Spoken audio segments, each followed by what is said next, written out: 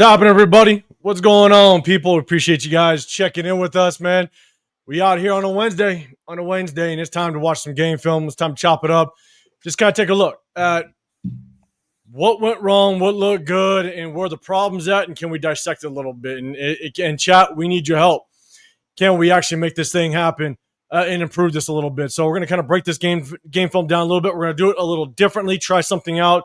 But we definitely appreciate everybody rocking it with us. We're going to let the chat kind of fly through just a little bit. But, man, we in the Raider War Room. Hold on, time out. Is that a ginger beer? Nah. It's pumpkin ale though. Oh, come on. Pumpkin ale. Yeah. Hey. By Southern Tier, it's 8.6. Pumpkin. Ooh, 8.6. I don't know you anymore, Chris. You're drinking a pumpkin. I live in Ohio, bro. I live in Ohio. But he made it up by the 8.6 though. 8.6. 8.6 it is. Yeah, 8.6. Oh yeah. 8.6. I thought that was a ginger beer. I'm like, well, you coming straight from the islands with some ginger beer? I guess. I do like ginger beer though. Ginger beer is fire. Bro, is it 8.6% for that beer? Is that what it is? Yeah. Damn. Okay. Hey, sorry. My 4.2 ain't touching my bad. Exactly. By Southern Tier, man. That's wild. Chris came ready for this one. Oh yeah. Chris came ready because look, Chris has been on vacation. He picked a perfect time for vacation. Shout out to Severe because I know when we went live on Sunday, Severe basically thanked you, Chris. He thanked you for going on vacation. So, because we were talking about coming to Indy. Yeah, we were going to come to Indy for that game. God damn, that would have been brutal. That would have been brutal. But, Chris, man, hey, we appreciate everybody rocking with us in the Raider War Room. Remember, we hit you guys after the games. We also hit you guys with some film breakdown every Wednesday. That's what we're going to get into. I'm going to give you my takes on just what I saw in the game film, and we're going to do it a little bit differently today. We're definitely going to take a look at that punt, because a lot of people are talking about just the punt formation, the punt and block, and I'm going to talk about that.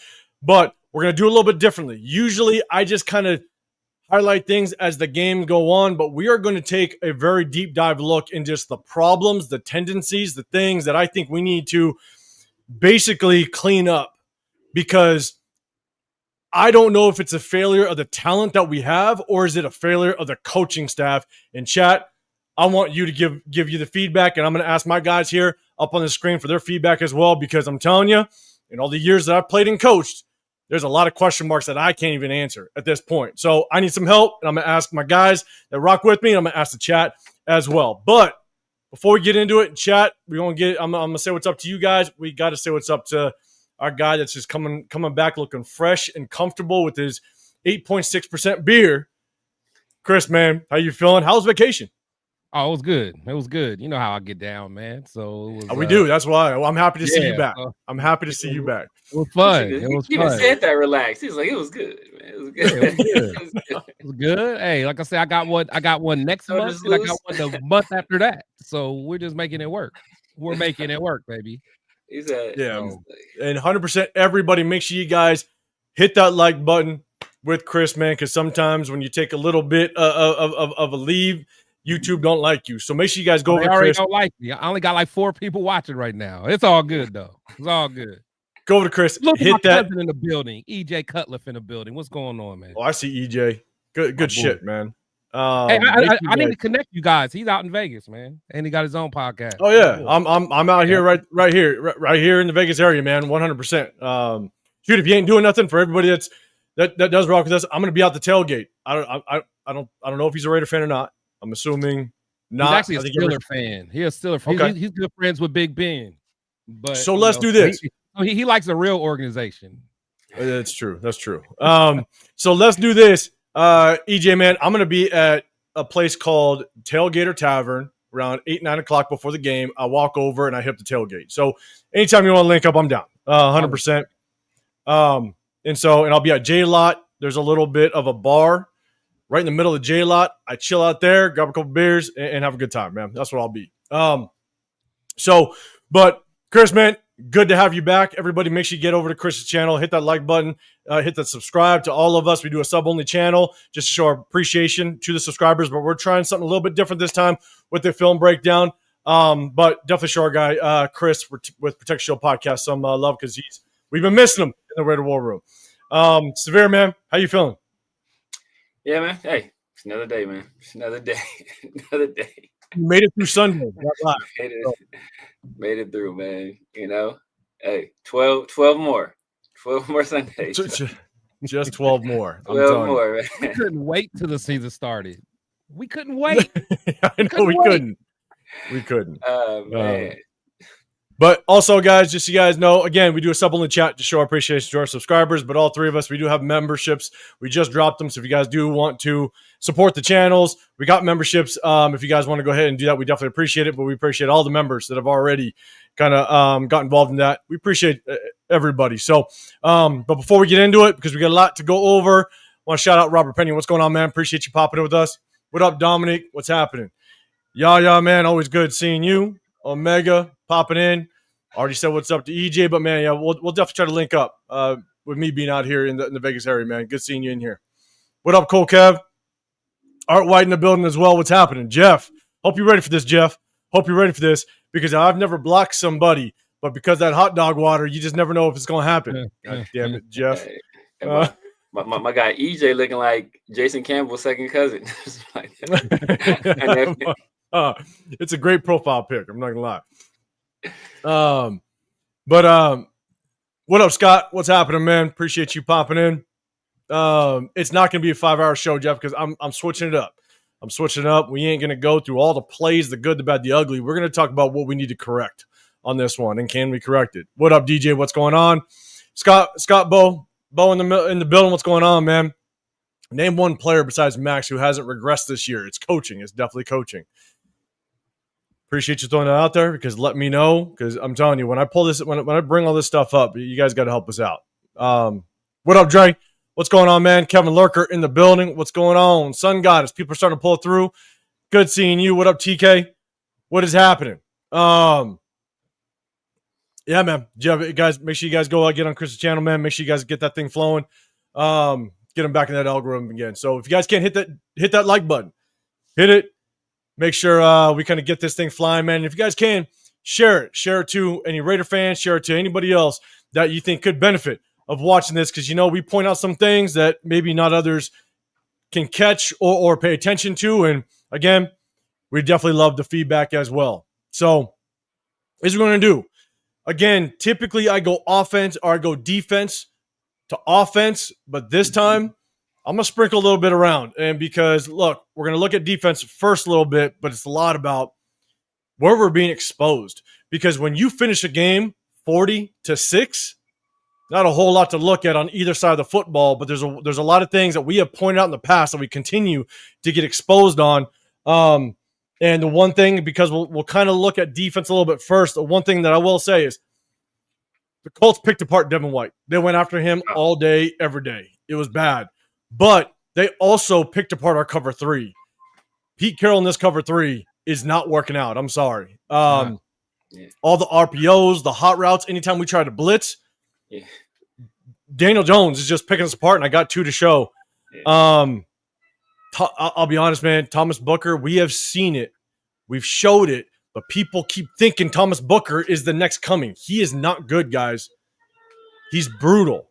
I got a couple clips that I'll show you just to kind of take a look at. And the proof is in the pudding. Thomas Booker was removed from the game. You have J.J. Pegues and Tonka Hemingway getting a lot more playing time, and he's the one that's being removed off the football field. So he's getting replaced by some rookies. Kai Blue, we're gonna look at it. The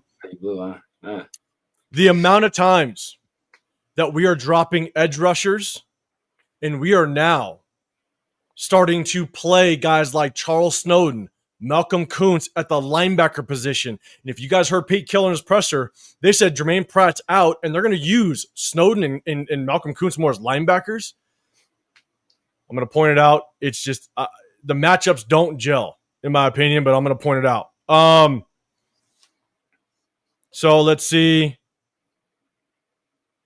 Okay, J.J. Pegues, Tonka Hemingway, they're playing well. And look, Atlanta Roberts, if we could bring someone back on this defense, Atlanta Roberts, he's just as good as Spillane as a downhill linebacker. Not the best in coverage, but as a downhill linebacker, he's shown that he could do it. We've shown it in the past, and we're going to show it a little bit today. So let's jump into the defense. Let's have a little bit of fun, guys, if you can. Hit that like button, but also if you have a comment or a question to the play, please hit that hashtag Raiders. It'll catch my eye, and we'll definitely try to bring it up. So I'm going to set this thing up. As I set it up, Chris, any quick just points about the game that you may have saw as I kind of set this thing up? Anything that you want to kind of bring to the table before we jump on some game film? No, I mean, you kind of touched on it, man. It's, I mean, of course, the team didn't play well, but I mean, we're just outcoached. The other team is prepared from the beginning. It's like we're, you know, like you said, that cover 3 that he wants to run. You could tell this is not Patrick Graham's defense at all. There's nothing about what we're seeing out there that's Patrick Graham. We've seen Patrick Graham in the last 3 years or whatever. We've seen him. I mean, he's had his ups and downs, but this has just been dreadful. It's just dreadful. These teams, they know where we're weak. They're picking on us. They're doing it confidently. I mean, we're making Daniel Jones look amazing. We're making all these, you know, just random quarterbacks look amazing. Like they know where to go with the ball. So, you know, we're just being, you know, we're just being outcoached. And again, we're being outplayed as well. We're not prepared, but just the way that we're already beat before the whistle blows at the beginning of the game. We're already beat. Yeah. Can't deny that, man. Severe, man. Any first thoughts before we get into this this mess? I guess I'll put it. Yeah, man. It just looks like a team that's unprepared, and you know, and it's the little things, but it's not even necessarily little things, because little things become the big things. It's like, why are you going to run consistent cover 3 against a team that's been preparing against Gus Bradley for the past how many years? Right. Gus Bradley's been their coach. Gus Bradley, who coached under Pete Carroll. You're going to run the exact same defense? It's like, come on. Or another thing is, like, you're going to, like, their defensive coordinator is Lou Anarumo. You're going to leave the guy that was a green dot guy in that defense the past year. You're going to leave him at home and not bring him with, like, and not like it's stupid, like just stupid stuff like that. Right. Like, it's just like, and it's from, you know, like the fish rots from the top, man. Fish rots from the top. You know, Pete Carroll's not doing a good job. You know, DC is, I mean, Patrick Graham is doing, I'm assuming what Pete Carroll wants, and Chip Kelly needs to do a better job as well, man. So it's just, you know, and Don McMahon, I don't even talk about him. I ain't even talk about that. Jesus. Yeah. We're going to look at the punt too. And I got some comparisons if we have some time at the very end, man. So, yeah, Kevin Lurker, man. What's going on, man? Appreciate you popping in with us. Kind of get our last Raider Travis. Appreciate you, man. And Pop's in the building as well. Good seeing you, man. All right, let's kind of get into this thing. Remember, hit that hashtag Raiders if you guys have a comment, question, and I'll try to bring it up and shit. Let's kind of get into this nastiness. I'll be dead honest. So again, the hard part about cover 3, right? Especially when you try to drop to it, if you have a decent quarterback that can identify it, that you prep for it, anytime you bring pressure and there's a vacant area, good quarterbacks, good OCs can kind of can pinpoint it. You got Jamal Adams, kind of down here on the bottom field side, bring pressure, just pop it. It was all day long. And we question, why can't we get pressure? There's another reason why we can't get pressure. Because 1, we're dropping edge rushers and all that. But 2, it's because quarterbacks can get the ball out right away. It's happening day in and day out. Quarterbacks can just release the ball. There's no way you can get to the quarterback when he only needs a second to throw the football. Some of these I'm going to kind of get through kind of quick just to kind of show it as an example. But another just and now that we kind of flip over to let me kind of run this through real quick. But we got another hot route. This is a good read by Geno. But the thing is, I'd love to see Geno kind of get the ball out a little bit quicker, right? You look how I'm going to kind of go back to the other one. It's just kind of show an example. And I'll show it in more detail a little bit later on one of the interceptions. But you see how quickly Daniel Jones gets the ball out? It's a quick catch and throw. Yeah, he knows where to go with it. It's a quick catch and throw. You know, I'm going to go to the next one. You got Geno, another quick catch and throw, but Geno, the tough part, he doesn't get the ball out quick enough. Yeah. Daniel Jones does it quickly. He doesn't do it. Geno, he sits on it, he waits, and the problem is you're allowing the cornerback to adjust to the route, close, and you want Trey Tucker to be able to catch it, turn, and be able to make a move at the same time on that corner. And so let me kind of go back to, there's another example that I'm going to show in just a second. But kind of going back to the defensive side. This is the hard part. All day long, they picked on Devin White. You got Devin White at the top of the screen here. And again, I'm just going to show about 4 plays, but this was kind of all game long. You watch Daniel Jones' eyes. They're looking to see where Devin White is.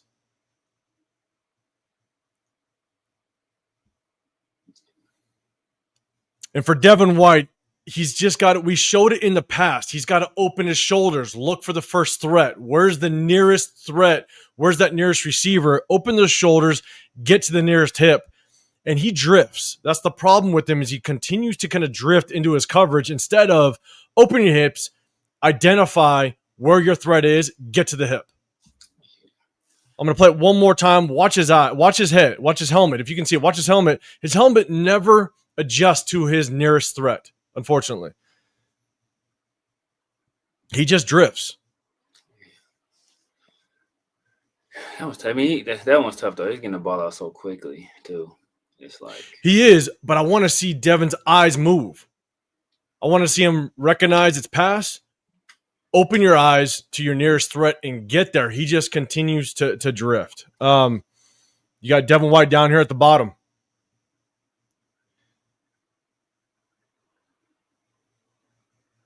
Ooh. Yes.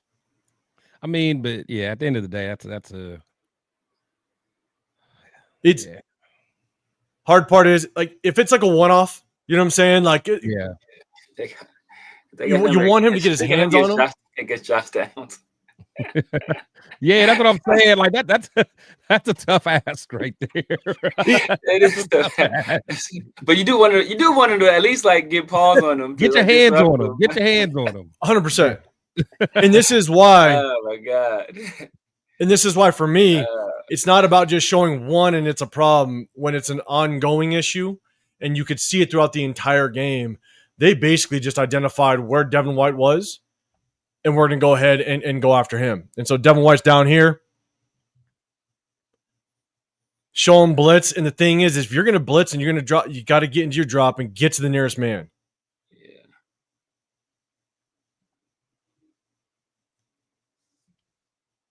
The hard part, you're showing blitz, open and get to your drop, identify the nearest man, get there as quick as possible. He drifts. Yeah.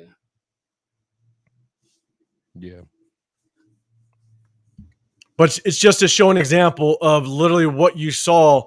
I'm showing 3 plays. Yeah. I probably could have showed 7 or 8 plays. Oh yeah. Which is unfortunate. But it's a continuous theme with Devin White moving forward. So, did we have any linebackers on the roster that were better in pass coverage than Devin White? Was there anybody that possibly was like better than him in pass coverage at all? I'm just trying to think. Was there somebody? I think he Diablo. No, maybe, you know, he might be playing for a team that we're looking at right now, but they're not wearing silver and black. That has to be the upgrade of the century, bro. That has to be. That's like, man, to go from the Raiders to the Colts right now. That has to feel amazing. And so again, guys, I'm kind of jumping around. I usually go in sequence, but again, it's just showing just the problems that we're having right now and how do we get out of it. Now, mind you, this is basically later into the fourth quarter, and this just kind of shows just the flat out demeanor of this defense. You're on the 6-yard line. You want to play some tough defense. Again, I know it's later in the game, but you just watch perfect offensive line play, perfect offensive line blocking. You see how soft we're playing at the goal line. This just kind of shows the mindset of this goddamn football team right now, which how do we get out of it? I'm going to run the whole thing through. We're playing soft. Linebackers are playing off. They're at the 6-yard line. He walks in untouched. And it just kind of shows the mindset of this goddamn team. Soft. It's soft. Soft. You know, I'm I could care less if you're losing by a shit ton of points at this point, but to let this offensive line, I'm going to pause it. I mean, everybody's blocked. Hat in the hat, linebackers have no pressure whatsoever. Defensive linemen are basically getting hooked, and I mean, it's just it's a red carpet to the end zone. And this is the mindset that we kind of have. Yeah, it's a mindset. So, this is a hard one, and I'm gonna tell you what's really tough. This is a 3rd and 9. We've seen this obviously losing by again 40 points put on us. This is 3rd and 12, and we just have nothing but missed tackles. The question is just how do we fix it? At least 3rd and 12. Simple dump off rally, missed tackle, missed tackle. Easy. And we got Kai Blue missing that tackle. And I'm going to kind of go into a theme. I just kind of want to show some examples. But do you guys remember when I wanted to talk about Jeremy Chin and we never got to it because we brought on some players. So we were like, you know what? Let's wait for Jeremy Chin. There are issues that I saw with Jeremy Chin's tape over in Washington. I have a sequence of plays that we've seen now with Jeremy Chin earlier in the season. I won't say earlier. We're still early in the season. But you just take a look at Jeremy Chin. You got him down here on the goal line. I'm sorry. Up here. Jeremy Chin's supposed to be that physical safety. Right? You hope that he can contribute. Max is basically going to do he's going to shoot inside, try to crash down to clog anything on the inside. And this is Jeremy Chin's mentality. This is Jeremy Chin's mentality. We just can't have it. Oh, come on, bro. Yeah. I got the goal line, the end zone view as well. He's off to the right-hand side. And chat, remember, hit that hashtag Raiders if you got something. Yeah. Just big for no reason. Yeah. Come down and hit somebody, man. Man. Yeah, Jeremy Chin. You want Palomalu to kind of get in there. Palomalu would have been in there. Palomalu would have been in the back. Yeah, but the thing. But this is an easy read. Even look at Max though. Max doing what we always say Max does, man. He crashes too hard. Yeah. He takes himself out the play. Yeah. He does. But here's the thing though. It's like this is a very simple read for Jeremy Chin. Tight end block down, squeeze it. Easy. And he's just late. Yeah. Tight end block down, squeeze it, and he's just watching. It's a mentality thing.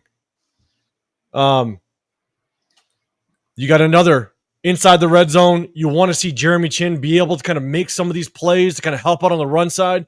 You got Jeremy Chin right here. Play goes to the field side. They're on the left hash. Play goes to the field side. Jeremy Chin just allows his man to kind of get to his outside shoulder. Come on. Yeah. Zero effectiveness in the run play.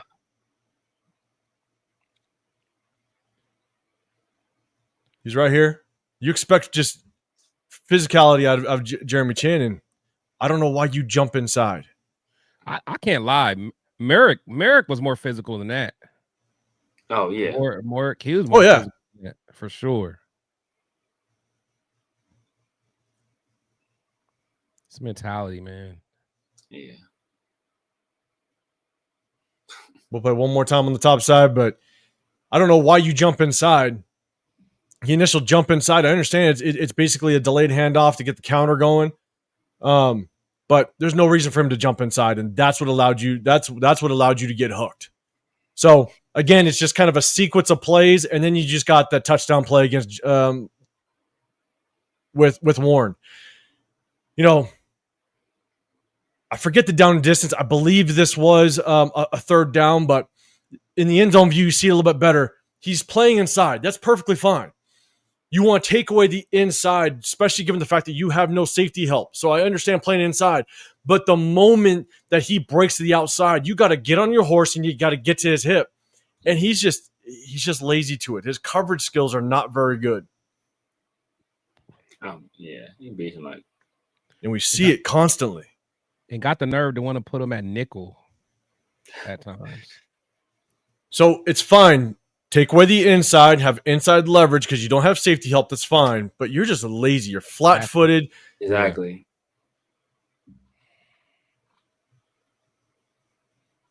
I'll play it one more time. And it's not even like that was a sharp route either. Exactly. No. You know what I'm saying? He rounded the route out. So it's not even like he not like Warren is no super like quick athlete. Right. I know. Yeah, that's a rookie rounding out his route. Wasn't like, come on, man. So again, it's just kind of a couple examples of just Jeremy Chinn. I wish I would have been able to show it kind of earlier in the off season because man, the Commanders film shows a lot of it, which is tough and was very concerning. Now let's flip to a little bit more positive side. And guys, if you guys do see something, let me know in the chat. Man, you're saying if Malcolm sees that, he should have went inside with hands up as well. I'm not showing a lot of some of the better things, to be dead honest. There wasn't a whole lot. Malcolm Kuntz also has terrible, predictable technique. He always wants to go outside the left tackle. There are times where he actually is physical and sets that edge and dips inside. We showed it last week. So there actually is a play that he did fairly well. And at the tail end, I'll definitely try to show it if I can. What up, Myro? What's going on?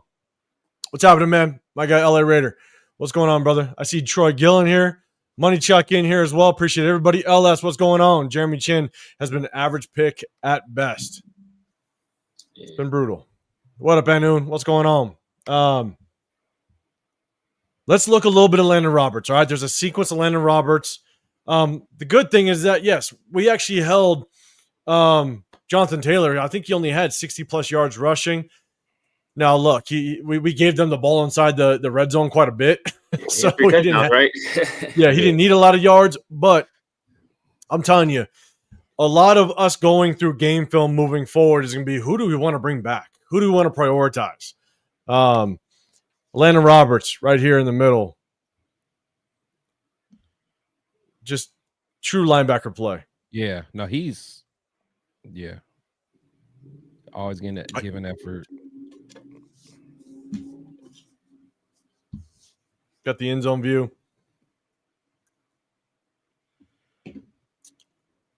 I will say, I almost was like, wait a second, whoa, is that Tyree? Yeah, is that Tyree? And then end Tyree was tackling the Landon. The end zone view told me the true story. Oh man. I mean, sees it, fills it, man, makes the play. Love it. I got another one. I'm telling you. What's this dude doing, man? You got Landon Roberts here. I'm like, you guys got to remember, Landon Roberts is like 5'10". and what he can do is actually pretty damn good. Wait, who's that? Our guy, what up? What a rundown. What's happening, man? Who's that? A DT right there? Where? Right there. Right here? No, the other one right here. No, between, yeah, right there. Right there. This is Pegues, I believe. Pegues, yeah. It's not is it? Yep. 92. Yep. So Landon Roberts up here. Oh, just damn, take that lead block. Yeah. He kind of does. It's the squatty body.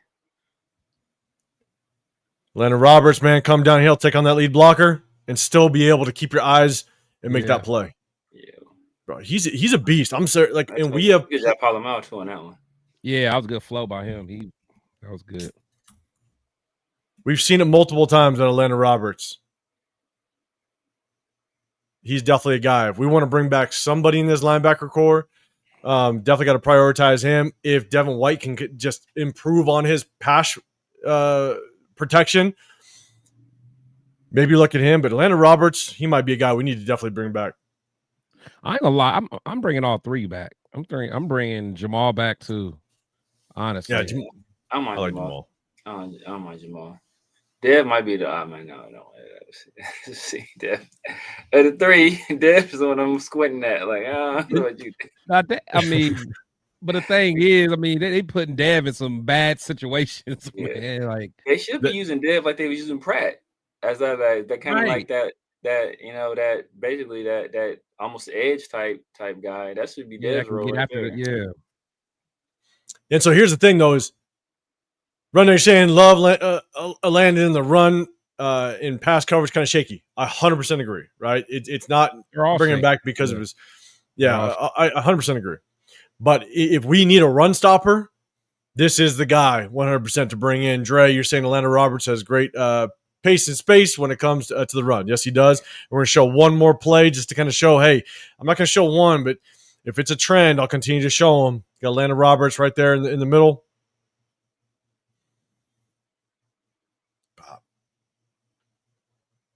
Yeah, it's Snowden in there too. Yeah. Yeah, Pegues getting some run, man. Yeah, Thomas Booker is. Oh yeah. Oh, they decided to remove Thomas Booker this game, half the goddamn game. That was a good. Rightfully so. He doesn't do anything. Yeah, that was a good play. Yeah, good play. It's a hell of a play by Atlanta. Yeah.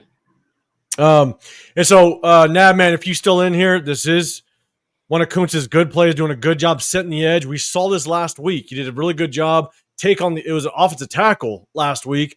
Set that edge. Running back committed inside, basically ripped through, made the play. He does it again at the top of the screen here. Again, I'm showing some good, but trust me, we're going to go to some of the question marks. Set that edge, wait for the cutback, make the play. Good play right there.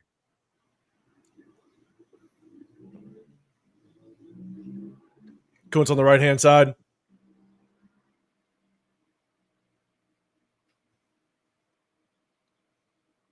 It's a good job by Kuntz. Yeah. It's doubling Pegues, it looks like. He's spun the wrong way. And Troy Gill, you're saying we need a pass rusher on the other side of Max. I'm going to show a couple plays as to why I think we got some problems in the pass rush, and it's not because of the talent or anything we have on this team. It's because of the defensive scheme. I'm going to show a couple. My boy Billy Davis. Billy Davis, yeah. What up, Billy Davis? What's happening, man? Billy, what's happening? For you up here. What up, big dog? What up, Service? Let's see. Okay, I'm gonna run this real quick. This is Max's. I think this is maybe the first or second play of the game. Max at the top, basically just his dip move. That was a good player. Gotta love it out of Max. Yeah, that's a signature Max play right there. It is. You freeze them and dip them. Yeah, that's what I call it. What up, Larry? I see you. Welcome to the Tank Bowl. This is why we're doing things a little bit different when it comes to watching game film. Okay, hopefully you guys are ready. We showed some good. Let's jump into some bad. Kai Blue Kelly. I got 1, 2, 3 plays on Kai Blue Kelly. It's tough. So here's the thing. 3 minutes left in the first half. 3 minutes left in the first half. You want to minimize them getting into at least field goal range. You want to kind of get a little bit of a stop. But we're going to run cover 2. So we're running cover 2 here. And I'm not going to – I don't know how Patrick Graham is running his cover 2, okay? So I can't really fully understand. But I know the rules of cover 2. So I'm going to run it through. But here's the thing. When you have a receiver going – Kai Blue's at the top of the screen. When you have a receiver that wants to basically go deep and you're in a cover 2 responsibility, If the receiver goes deep, as a corner, your eyes have to go inside quick. Because if any inside threat comes to your flat zone, then you sit on that route. If there's no threat, then you continue to bail with the receiver. But if you don't bail, a good quarterback is going to have the whole shot, and he's going to expose it all day, every day. Yeah. Hell of a hit by Jeremy Chin, but the thing is that Jeremy Chin, it's a hard read for that safety to get to the sideline. And so if you look at this inside receiver, there's no threat. Kai Blue Kelly needs to continue to bail with the receiver in his cover 2. He just sits in no man's land. He's got to continue to bail at that receiver, help out his safety. Typically, the way that I would work my corners is you already have outside leverage. Force that receiver inside, and then he's got to move out. It helps out your safety. But if you have no threat to your flat, your underneath zone, continue to bail with the receiver. Because right now he's covering grass. Yeah. That's such an easy throw, too. Yeah. Too easy. 100%. It's an easy throw. Because the safety getting there. And I'll show you how it's supposed to be done when we go to the offensive side. So guys, stick with us on that. We got to wait till we're on offense to see coverage ran properly. So, let's see. Okay, and here's an example of basically Kai Blue Kelly man-to-man. He's down at the bottom of the screen, and in the end zone view, it looks even worse. I'm just gonna be dead honest with y'all. Again, guys, hit that hashtag Raiders if you have a comment, question. I'll try to bring it up. I'll catch my eye. Kai Blue Kelly at the bottom of the screen. Lets him easy release. He just can't stay with the receiver. Yeah. It was happening all game long. And look at the end zone view. I'll pause it. You'll see the separation. Yeah. Kai Blue's at the left of the screen. You'll see him coming to the screen. I'll pause it. I mean, that's 5 yards of separation, and you're in man coverage. Yeah. I understand you have some safety help. Yeah. That's insane. That's insane. It just, and again, the one where this might be it right here, where the dude hit his blind spot, and then I think this might be the play right here. I know it's not the same one.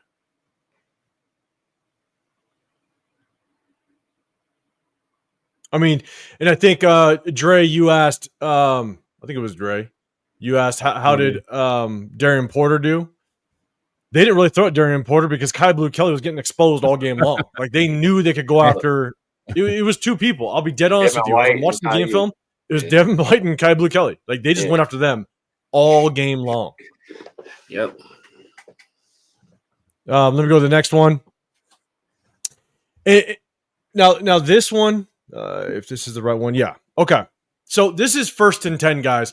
In chat, I just want to point this out because the more and more that you kind of see this as the weeks go on, this is 1st and 10. This is our 1st and 10 coverage. We're basically running a cover 4 in 1st and 10. I want you to watch Kai Blue Kelly, soft coverage. You even with Darian Porter, giving them 9 yards. I'm going to pause it at the top of these receiver routes. It's a 2-route concept. Soft coverage.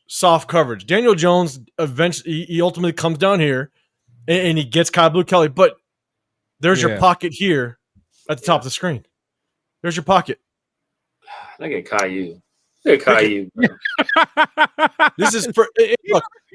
This isn't 3rd and 15. This isn't 3rd and 20. This is 1st and 10. Look at Caillou, man. Again, it's not. Is he twerking? Is he twerking right now? What he doing, man? That is insane. It's incomplete, but here's the thing: this is an ongoing theme with this defense. I'm going to go back to it. It's the defensive play call. We're basically running a cover 4 in 1st and 10 in the middle of the field. Yeah. And that's why I say all the time, it's not just about looking at the defense and the coverage or what have you. It's looking at down and distance. why the hell are you running a cover 4 in the middle of the field on 1st and 10, giving that much cushion on a 2-man route? The other thing I want to really point out, and again, I know I talked about Tonka Hemingway. I just want to show Tonka Hemingway, man. He's showing some quickness. He's showing some fight on the interior defensive line. Hey, I like that. He failed, but he was fighting. Yeah, just watch the fight. You love to see this out of a 6th-round rookie. Yeah. I'll build off of that. So I want to point that out. Obviously, I want to point the secondary, but I also want to point out Tonka Hemingway. You saw that quite a bit. Like the Tonka good, booger bad. I know. Because he was. I mean, look. I'll show it. Look, Booker, like watch Booker. Like he's just like standing there. Like, he doesn't do anything, bro. He doesn't do anything. It's literally all game long. He just hand fights. He doesn't even fight. Yeah. He just basically just leans on guys.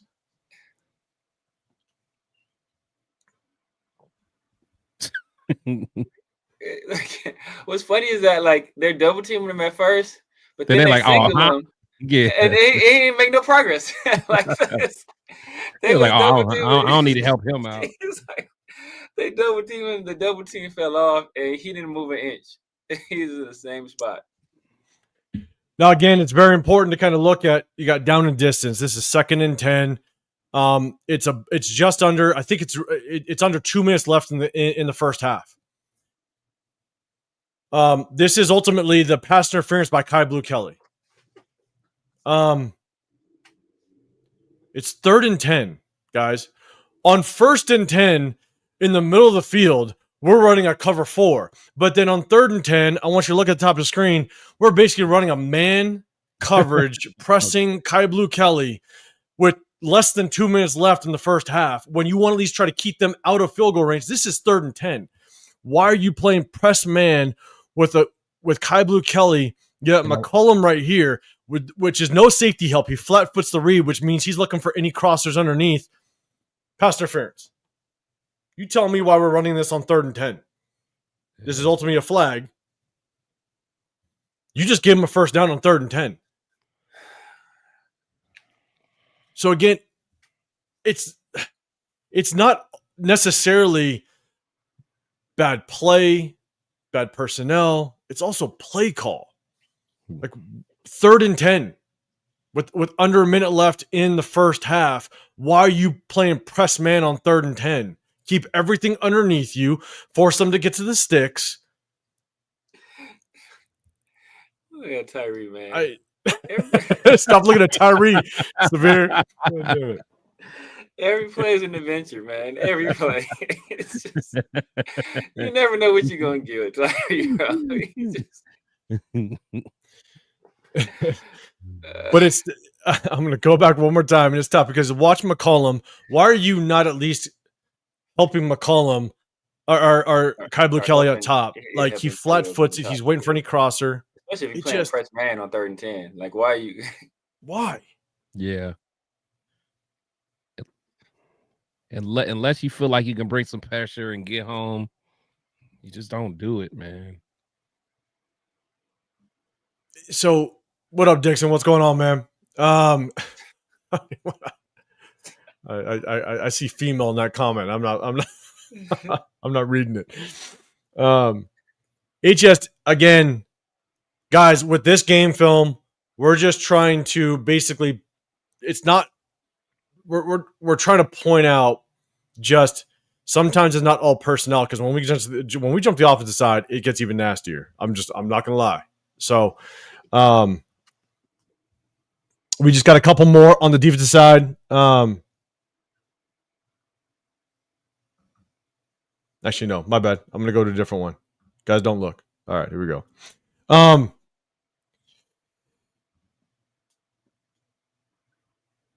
So this is second quarter. We watched when we played against the Commanders. The Commanders, we didn't adjust. The Commanders came out in heavy sets, in unbalanced lines. They brought in extra tight ends. They would motion a tight end over. They brought in tackles to play in the tight end position. Like, they basically outmanned us at the point of attack. This is second, mind you. This is 2nd and 3. This isn't 1st and 10. This isn't 2nd and 12, right? This is 2nd and 3, and we're playing a 2 safety set. And look, they got a bunch set. They have a bunch set inside. They go ahead and motion a tight end into the interior. What the hell do you think they're going to do on 2nd and 3? They're going to come right at you. But yet, let's go ahead and play Paul Lamau 15 yards back. Let's set Jeremy Chin off 12 yards. Let's not, and at that motion, and again, guys, I'm not an expert. I ain't Patrick Graham. I'm not a defense coordinator in the NFL, college, whatever, right? You got to shift. Why do you not bring Jamal Adams down line of scrimmage, motion everybody down, be prepared for it? You know that you've seen it on film because Jonathan Taylor is one of the best running backs in the NFL. You know you've seen this on film. Why the hell are you not pressing everybody down, bring Jamal Adams up to bring more bodies to the line of scrimmage, free up some of your linebackers? But no, let's go ahead and just stay true and let them run all over the place. Just no adjustments.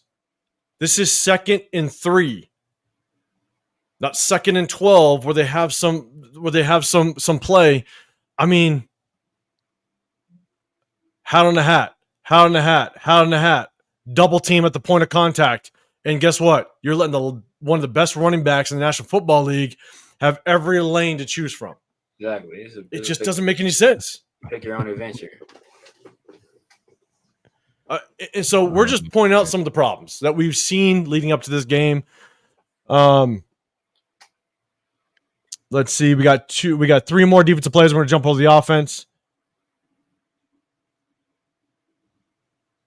Let's go on this one. Oh, no. I already went through this one. My bad. Let me go to this one.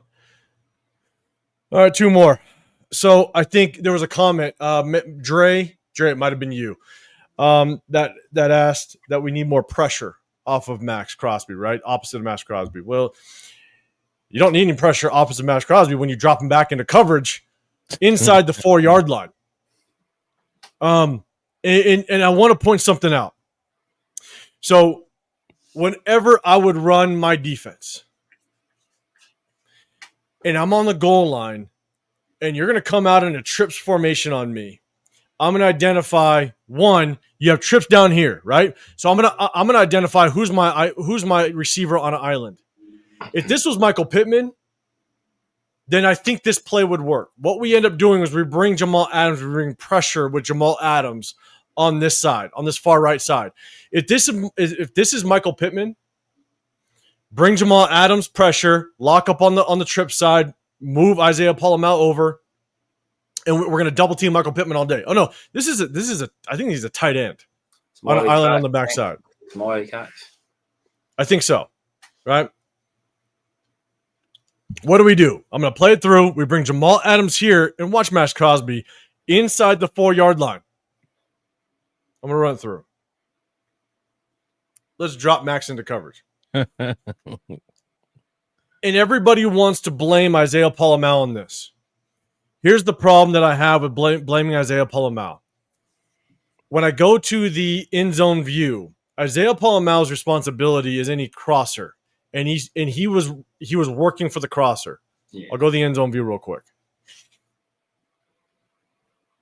Isaiah Palamau's down here at the bottom. Apologize if you can't see it, but watch 84. He's watching for the crosser. You see his helmet. My bad. He jumps over. But he's watching for the crosser, which is perfectly fine. But what happens when you blitz Jamal Adams off of, I guess, our right side right now, and you don't bring any pressure to keep Daniel Jones in the pocket, then you change the throwing lane. You change the throwing angle. And it changes the way the defense has to defend the receiver, if that makes sense. So when Daniel Jones exits the pocket, it changes the angles of all the throws, which compromises the defenders in the way that they can defend the receivers in their zone. I'll go back up to the the sky view. And so, again, what I hate about this is you got trips down to the right side. You got a motion going. My thing is, I'm going to bring pressure away from your number one receiver threat, which is Michael Pittman Jr. I'm going to send Max. I'm going to force you away from the trips. I'm going to force you away from your number one receiver threat. I don't care about this matchup up top. But what you do is you drop Max into coverage. You send a blitz on the opposite side. You allow Daniel Jones to move his legs, get out of the pocket, and you change the angle of every single throw to your defensive backs. It just doesn't make any sense to me. I would have brought pressure with Max, keep him away from Michael Pittman, and Michael Pittman makes the play. Force him away from their number one receiver threat. Again, that's just me. That's how I would have prepped for it. What's your guys' thoughts before I think this is the last one before we go to the offensive side. We got one more. But what was Darren Porter doing on that play? Did he have 81? This was hard for Darren Porter because he's got to sit at the kind of to his outside. He's got to wait for something coming back. So Darren Porter's got to stay in his area, unfortunately, in my opinion. Yeah, because it looks like there's no real threats in the area. It looks like he also has that like another hook curl defender right there too. So like if anybody's in that zone right there, like looks like he can shift over. It looks like because there's no threats that's going to get behind him, and then whoever is in that hook curl area should be able to guard everything in the area in front of him. So it looks like he should have been the one shifting over more, but he didn't. You know what gets him though? Watch his eyes and where he's looking. When Daniel Jones starts to roll to his right, he's got to stay to the sideline. Yeah. And this is why are you dropping Max into coverage? Jesus Christ. Yeah, because there was literally two guys there. Him and Landon were both there. It's not Mo Alley. Mo Alley is right there. I don't know who that other guy is.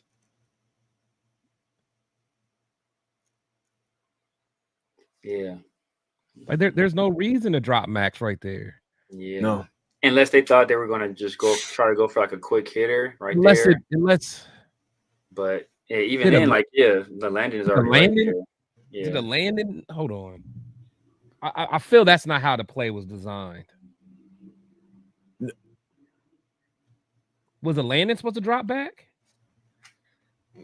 Yeah, because they're both in the same area. That's what I'm saying. That's weird because it looks like Max. That's what I'm saying. It almost looks like a landing was supposed to drop back.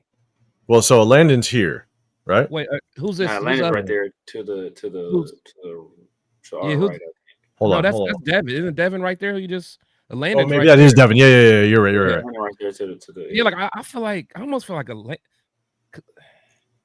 See, but that's the thing. Now, that's why I said, it's tough for Darren Porter, but I know he's trying to follow the quarterback, but he has to see there's no threats. There's no threat. Yeah. There's no threats there. You recognize the hook curl defender has everything in front of you. Only, and you got to be able to communicate if there's nobody behind you. Because nobody at that point, so it'd have to be somebody away from the other side of the field that ran behind you. And you know what changes everything, though? Anytime a quarterback gets out of the pocket, it changes the rules. Yeah. Oh, yeah. And that's what pisses me off. It pisses me off is that you brought pressure to force Daniel Jones to the trip side where your number one receiver threat is. Yeah. If you keep Daniel Jones in the pocket, then everybody's responsibility can remain the same. The moment you let him out of the pocket and you let him out, everybody's responsibilities change. That's why maybe Landon Roberts decided to stay on the line of scrimmage because now you have a run threat. Yeah. It just changes everybody's responsibility. If Daniel Jones stayed in the pocket, I guarantee you, if Daniel Jones stayed in the pocket, Darren Porter would have sunk down to potentially get to Michael Pittman's hip. But with him rolling out, now he's got to worry about a threat to the sideline. Well, if Daniel Jones stays in the pocket, then Jamal's getting home. Yeah. True. Okay, so everybody's plastered there except Porter and Palomar. Everybody else is plastered. Like I just feel like Dev plastered, Landon plastered. You know, I think Chan has somebody hemmed up right there, and then on the other side, Caillou Blue Kelly has the tight end plastered. The only people not plastered is because that's why I'm putting that. Did Max did Max do the wrong assignment? I don't know. No, to me, I feel like Max sees the motion come out, and so I don't know if that means that's why he dropped. But again, without knowing exactly what Patrick Graham's adjustments are supposed to be, the problem that I have is you allowing Daniel Jones to get out the goddamn pocket. Like, that's the part that pisses me off, is that your number one pass rusher isn't getting after the quarterback. Yeah. Because here's the thing is it's all zone. So if you're zone, you're getting after the quarterback. If it was man, it's a different story. Yeah. If it's man coverage, then maybe Max has to peel off to get that back motioning out. And that's perfectly fine. But when you sit in a zone coverage, that means Max doesn't have, like, you have literally Atlanta Roberts and Max in the same exact area. Right. And that doesn't make any sense. Right. That's what I keep going back to. You see, that's why I don't know. I'm just looking at that route concept. It looks like I'm looking squarely at Darian Porter. I'm looking squarely at Darian Porter not doing the right thing. Just look at it. I feel it. Yeah, he runs right. Because he's just covering grass. Nothing. He's covering grass at that point. And this is you have to recognize all the threats to your side. You got to see, look, it's only 3 threats to your side. 2 of them are locked up. Like, bro, like you gotta locate that other guy. So watch his motion though. If Daniel Jones stays in the pocket, you can see Darian Porter's body language. He wants to get inside. But the moment he sees, because Darian Porter's eyes are completely in the backfield. And so when Daniel Jones is sitting in the pocket, Darian Porter, his body motion tells me he wants to get inside, but the moment Daniel Jones bails out, then he knows he's got to get to the sideline. So watch his body motion the entire time. There's a moment where he's like right here, he wants to get inside, but then Daniel Jones gets out and he's like, shit, I got to get to the sideline just in case. If you keep him in the pocket. But you would get to the sideline because, obviously if there's like the scramble rules, everybody's going to drop down to the level of the quarterback. But you already know there's nobody over there that can drop down to the level of the quarterback. No, man, like there's nobody there. You let somebody run free and clear through your zone. You don't get hands on them, and then you leave them.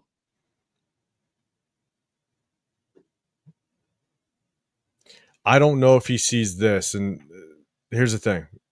Right here, watch. Bang. I don't know if he sees this. Does he see this receiver about to release? I don't know. It's just, it's hard. It's hard to know without exactly knowing all the assignments. But I'll tell you, you're sitting in a zone across the board. There's no reason why Max should drop back into coverage. You got to keep Daniel Jones in the pocket, and it screws up everybody's assignment when you allow the quarterback to kind of get out the pocket, which. It's frustrating. It's frustrating, man. Last one on the defense. And again, guys, we're just pointing out things that we need to fix. And the only thing I'm going to show here, Charles Snowden lined up at linebacker. Pete Carroll talked about it. He said Jermaine Pratt's gone, so we're now going to use Malcolm Kuntz, Charles Snowden at the linebacker position. Good luck moving forward. Charles Snowden ain't no goddamn linebacker, but you got him lined up right here. And what's his assignment? Let me go ahead and get the running back and see what happens. Come on. How bad is Tommy Ami? If you're putting look, I don't even got the words, bro. I don't got to say nothing. I don't got to say nothing. I showed you the stat sheet. Bro. How many tackles does Tommy have on a year? Where's Coach at? Look, hey, JPJ got more tackles on a year than Tommy. JPJ probably got more because he gotta have more. He gotta have more because he hit somebody with one of them interceptions. Yeah, I guarantee he got more. Tommy has none. So, guys, remember, chat. We're asking for advice as well. I'm just saying. It's getting kind of wild. So, look, we're going to jump over to the offensive side. Again, guys, we're just trying to point out some of the things that we see that are just there's question marks, and I got a ton of question marks on the offensive side, and it's rough. But Bree Nabs, appreciate you popping in with us. Remember, if you guys can, hit that like button, subscribe, turn those notifications. We do a sub only chat. Make sure you guys go head over to Chris Protect Show Podcast. Go hit him up. Hit that like button. Hit that subscribe button. Check out the Severe Raider down below. I'm drowning. Hit the like button, y'all. Make sure you guys go over to Chris's channel. Guys, hit that like button. Get him back in that algorithm. He took vacation at the perfect moment. Shout out to Chris. But go over to us, the Severe Raider. Geno Smith got more interceptions than I got viewers right now. Help me out, y'all. Help me out. YouTube is bad at me. Help my dog Chris out, man. Head on over to Protect the Shield Podcast. Everybody, go ahead over. Make sure you guys. Then you can go back over. Daniel Kim, what's happening, man? LS Geno has more interceptions than Tommy Yami has tackles. Oh yeah, it's not even close. I know. It's not even close. What up, Herman? What's going on, brother? I appreciate you. But remember, guys, if we kind of go through this, hit that hashtag Raiders. If you have a comment, question, what have you, I'll try to it catches my eye. We're doing something a little different. We're just pointing some things out. Usually I try to showcase some things, the good, the bad, the ugly, but 40-6 means there's nothing but ugly. Here's the thing. We have talked about it over and over and over again. We're jumping to the opposite side. This is a run play. What have I been pointing out since freaking Chargers? Formation, man. Those condensed formations, yeah. 80% of the time, if it's a bunch formation, we're running out of it all day, every day. It's pissing me off. And not only that, every time we motion Trey Tucker, it's a goddamn run play. I'm serious. Do you remember when I pointed out last week? Was it last week? I think it was last week. I pointed out we ran motion and the linebackers jumped the line of scrimmage and just blitzed. It's like they knew if we're in bunch and it's motion, they're coming. They're basically sending the house. And I'm telling you, it's just a run play all day. We stand no chance. It's constant that we run out of a bunch day in and day out. Now, this is Jordan Meredith. He gets a hold. But the thing is he doesn't stand a chance. There's no way that you can be able to double down and read that linebacker at the same time. It goes back to, I don't know if it's coaching, the tells, like our offensive line doesn't stand a chance when you have all these tells day in and day out. They just blitz all day long. They just know it. Bunch set, Trey Tucker in motion, run play 90% of the time. Yeah, I'll show more run plays, and we'll just continue with the common theme. Then every time we basically went, I counted 2 plays where we actually ran out of a spread set. 2 plays the entire game.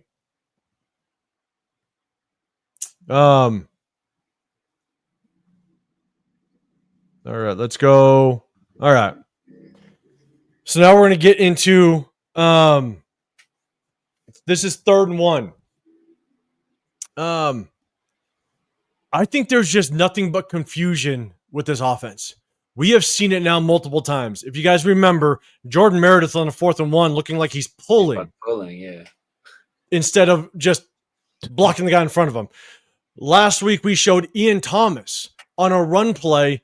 Looked like he tried to run a trap, but then there was confusion, and he looked like he was pass blocking in the backfield. I'm sitting there going, there's been nothing but confusion every single game film, and I'm seeing it again. Watch Genty, basically this is 3rd and 1. We got Jacoby in motion. Genty basically damn near runs into Geno. It's completed, don't get me wrong. But still, it's just. But what's even worse? Again, this is like Pop Warner shit. I'm gonna be dead honest. I hate saying it that way, but it's like Pop Warner shit. Geno, one, why are you reverse pivoting out of under center? It's a quick throw. This is 3rd and 1. You got to get that ball out quick. You're reverse pivoting out, but you're also drifting and you're running into Genty. You got to stay on the hash. You should open up the Genty first because you got to get that ball out quick. You reverse pivot out, which causes a delay, but you drift into Genty. I just that was crazy. Yeah, why? Yeah, reverse pivot. Yeah, that's crazy. That's crazy. You don't reverse pivot out when you got to get the ball out quick on a 3rd and 1. And Genty is trying to get the line of scrimmage, and you run right into him. Again, there's so many times in all the other game films we've shown that guys are running into each other. There's confusion. Run it one more time. I don't know because my only thought is that was it supposed to be a play action, and then it was something that they saw. It was a hot, and then it's not no blitzer. So no. It's 3rd and 1, so this is designed. Yeah. So why the hell are you? 1, are you reverse pivoting? 2, why are you drifting? Yeah. When it just this could have screwed up the entire play. Like you're drifting into Genty. That's just why you don't reverse pivot out of this under center. Yeah. That was the only thing. Yeah, the only thing it could have been if it's a play action, but like it just wasn't a play action at all. Nope. You don't play action on 3rd and 1 on this type of throw. I don't know, man. I think it was play action. Look at Genty. So 1, in my opinion, you can play action. You don't reverse pivot out. Genty looks like he's about to. That's what I'm saying. Genty looks like he's about to. So, but maybe. Genty does open up the pocket like he's about to. So I don't know if it's something that he saw last minute, or he's like, or he saw Glaze get beat like a drum out the corner of his eye. He was like, hey, I got to get this out of here. Let me show some of these comments down here. Appreciate you. I'm gonna pull these comments up on the side of the screen just so I can get these up, guys. I appreciate everybody popping in. But here's the thing. And it could be play action, right? It's 3rd and 1. You can run some play action. Don't reverse pivot. Look at Genty's arms, though. You don't reverse. That's what made me think. I'm like, you still don't reverse pivot, but yeah. You don't reverse pivot and you stay on your line. You don't drift. This is like Pop Warner shit. You see this out of a 6th grade quarterback. Sure. Like it just doesn't make any sense. Like, and this is more of a screw up on Geno. Yeah. So again, this is going to be a sequence, guys. Chat, help us. Help me. My guys, Chris, Severe, help me. This is a sequence of very confusing plays that I just don't understand the play call, the play design. And chat, if you got something, please hit that hashtag Raiders so it catches my eye and teach us, teach the chat, teach everybody. Here we go. We're all in this together, y'all. We're all in this together. And so we got Genty, zone run left. Is this more confusion? Because I just want you to see the action of this guy right here. If you're going to stay inside the box and it's your responsibility to block, last time I checked, you're supposed to block somebody. Now, this is Runyon. He's coming off the practice squad, but you're still in that locker room. You're still in the tight end room. Tell me what Runyon's doing here to help out anything. Again, it's all about confusion. Yeah, they're doing the electric slide. That's what you're doing. Yeah, dude. And if it's a one-off, then I'll be like, whatever, it is what it is. But there's so much confusion on so many plays. I'm sitting there going, I just don't think these guys know what they're doing. Yeah, because him and Ian, they're trying to communicate back and forth. Him and Ian Thomas, they're trying to. Were they running duo right there? Let me see. I see the double team on the guard tackle double team, but it looks like more like zone left. So it's a zone. You see them move. It's more of a zone left. No linebackers really show. More inside zone, but I mean, again, I'm only showing it because there's been so much confusion that I'm seeing in the game film. I'm sitting there going, "What the hell is Runyon doing?" Yeah. You know, and I'll show it one more time. We'll kind of get to it, but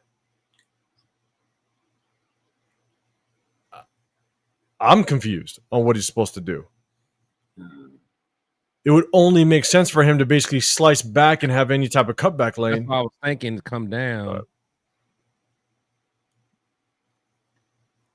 So I'm going to move on for that. I'm just showcasing that because I got a lot of question marks here. Now, again, it just kind of shows some confusion.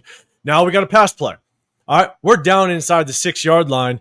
We need to make sure that we capitalize inside the 6-yard line. But what happens? A little bit of confusion here with JPJ, DJ Glaze. DJ Glaze, for some reason, takes the down lineman, and JPJ looks like he's supposed to get him, but then has to correct himself to get the edge rusher. I'll run it through. You tell me if we know what the hell we're doing. Inside, basically on the 5-yard line, where you need to capitalize and score, losing 40-6. Oh, yeah. Come on. I bet that was Glaze. Yeah, I think that was Glaze. I assume so, but it's like, why is there confusion? Right. So if there's miscommunication going on offensive line, obviously, that a large part of that goes to the offensive coordinator. He's the guy who's calling the plays in these situations. But the communication aspect, does that fall more on the offensive line coach, on the center, on who would the bulk of that blame go to? I mean, Meredith's calling it out, but it's just, is he calling out the wrong thing? I mean, it's hard to know what he said. Yeah, I don't know, because you see him clearly communicating, but it just didn't register on that right side. And without knowing truly the offensive play call, with what the line call is supposed to be, what Meredith is supposed to call, if there's an adjustment to it, like without knowing, but at the end of the day, this is an ongoing theme we have seen since week 1. Because 92 goes unblocked. It looks like 92 goes unblocked, and then the edge guy goes unblocked. I see. Get the chili. Is Geno not reading defenses and calling? Look, see, if 92 gets a free rush, so nobody touched him. So is JPJ supposed to grab him? But then, So, well, we'll run it through. So here's my only thing. Yeah, 92 can come through because you got Mostert basically running a little bit of play action down the middle, right? So Mostert's got to basically help out in the interior, which tells me anytime you have play action on the interior of the offensive line, that means that the O-line flares. And what I mean by that, the O-line flares, which means you got DJ Glaze flare to the end, JPJ flare, and you got flare to the left side as well. Everybody kind of flares out because you have play action to the middle, to the interior of the offensive line. That's where your help is, technically. And now it's up to the center. Take one, Mostert takes the other. So it's Meredith that's going to take one side, and Mostert can help out on the other. Normally. Damn, but again... So is Mostert supposed to take that DT head on? That's my point. Like if that's the plan, then this is all. That's all. That might be the plan.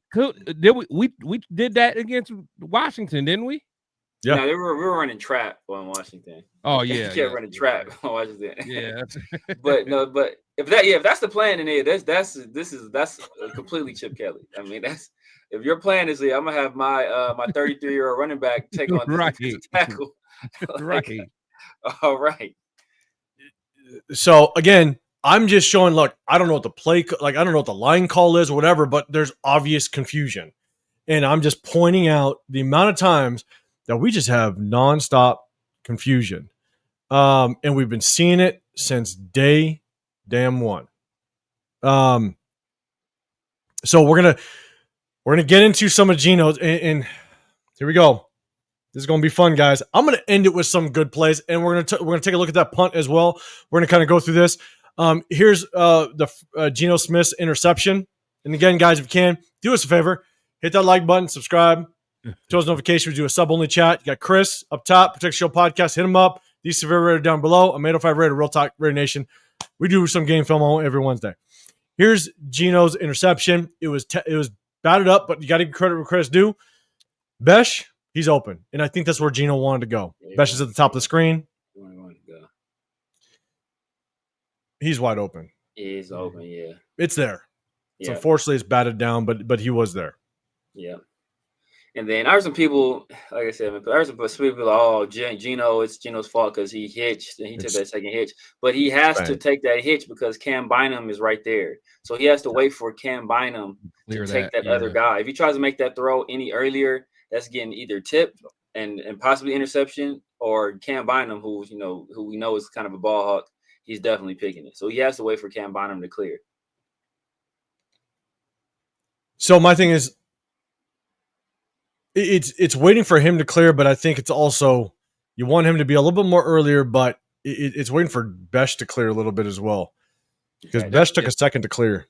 I'm about to say that wasn't necessarily a good route by Besh, honestly.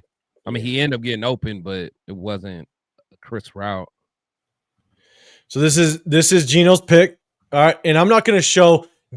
I don't think I have it. I might be able to pull it over, but Geno's what should have been a pick. That was a horrible throw. Yeah. Horrible throw. I don't think I pulled it over because I think everybody knows that it was a horrible throw. I'm gonna show it. But here's the thing. You got Jonte Thornton up here. You got a blitz coming. Yeah. His man too. That's hot alert immediately, bro. Turn around, sit down. Sit down in your route, bro. This is high school level stuff. It's not like NFL collegiate level stuff. It's your man is a blitzer. You alert, and then you hit the area where he should be. You turn right around. The ball is gonna be right there on you. Like, that's the plan. Like, why are you running out? Like, what are you doing? Like, why are you shaking somebody inside, bro? Just turn the hell around. So, two extremely wrong things on this thing. In severe, 100%. That's exactly the first one, right? Jonte Thornton, once this slot corner goes, you turn and replace. Right. That is the terminology with the receiver, right? You replace the defender, turn and replace, and for Deontay starts to dance a little bit for 3 seconds and drifts and then turns around. So that's what Geno was talking about at the presser, where he's a young receiver. He needs to learn you don't drift and you don't continue to get depth when you have a hot route. But here's the other thing. Geno, he still don't throw that. Say what?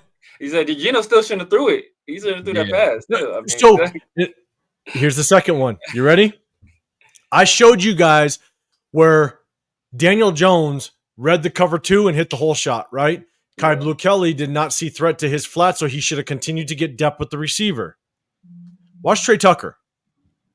Geno decides to hit the flat. I understand he hits the hot route. There's your whole shot. Yeah. See, the thing is that the problem there is that Geno was expecting Dante to turn and replace. So he's already so by the time he clears that defender, the ball's already gone. Like, look at it. He's already out. Look.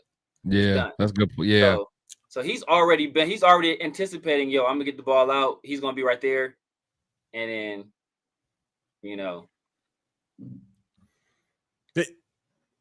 he is.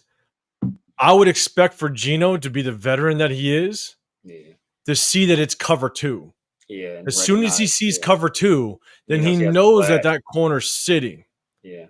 And you instantly have this whole shot to Trey Tucker. Because, I mean, it's there. It's clear as day that the corner sits. There it is.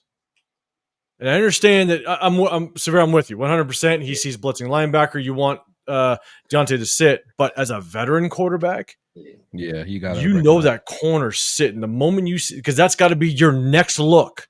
It's not just the hot route. It's the coverage. His eyes got to see corner sit.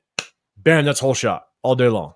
So let me ask you this, because what I'm thinking, first of all, that corner broke on that ball immediately. So, but my question is that, remember how we talked about earlier what Caillou didn't do, right? Where Caillou, as soon as he recognizes there's no threat to that side of the field, he should continue to drop with the receiver. Could it be a situation where Geno was recognizing, hey, you know what? There's not going to be a route right there to hold that corner. So that corner is probably likely going to drop. So that's why I should hit Dante right here. Could it be that situation? I don't know if I don't know. It's tough because I mean, essentially, right? Deontay, if he runs it right, he replaces, turns around, it's a completed pass. Yeah. And that's what Geno's looking at. But that the corner reacted to his inside receiver. He knows Trey Tucker's going, so the corner reacted to Deontay, which means bang. You see the corner. Like Geno needs to see the corner, but a lot went wrong. Let's put it that way. But what it is that I mean, it is partly on Geno too, because the corner knows he knows the rule. He knows the rule better than Dante, because he knows that as soon as that nickel blitzes, he knows what Dante's supposed to do. So he doesn't even worry about Trey, because he knows that Geno. The rule is, hey, turn and replace, hit this guy. So as soon as he sees that going and he sees Dante released, he's breaking on Dante. So 100%. I'm with you. So it would be like, like at that level, at that point, it's like kind of like 3-dimensional chess where, okay, Geno, it's like Geno knows he knows that he knows, so he throws it to, like, it's kind of, it's one of those situations.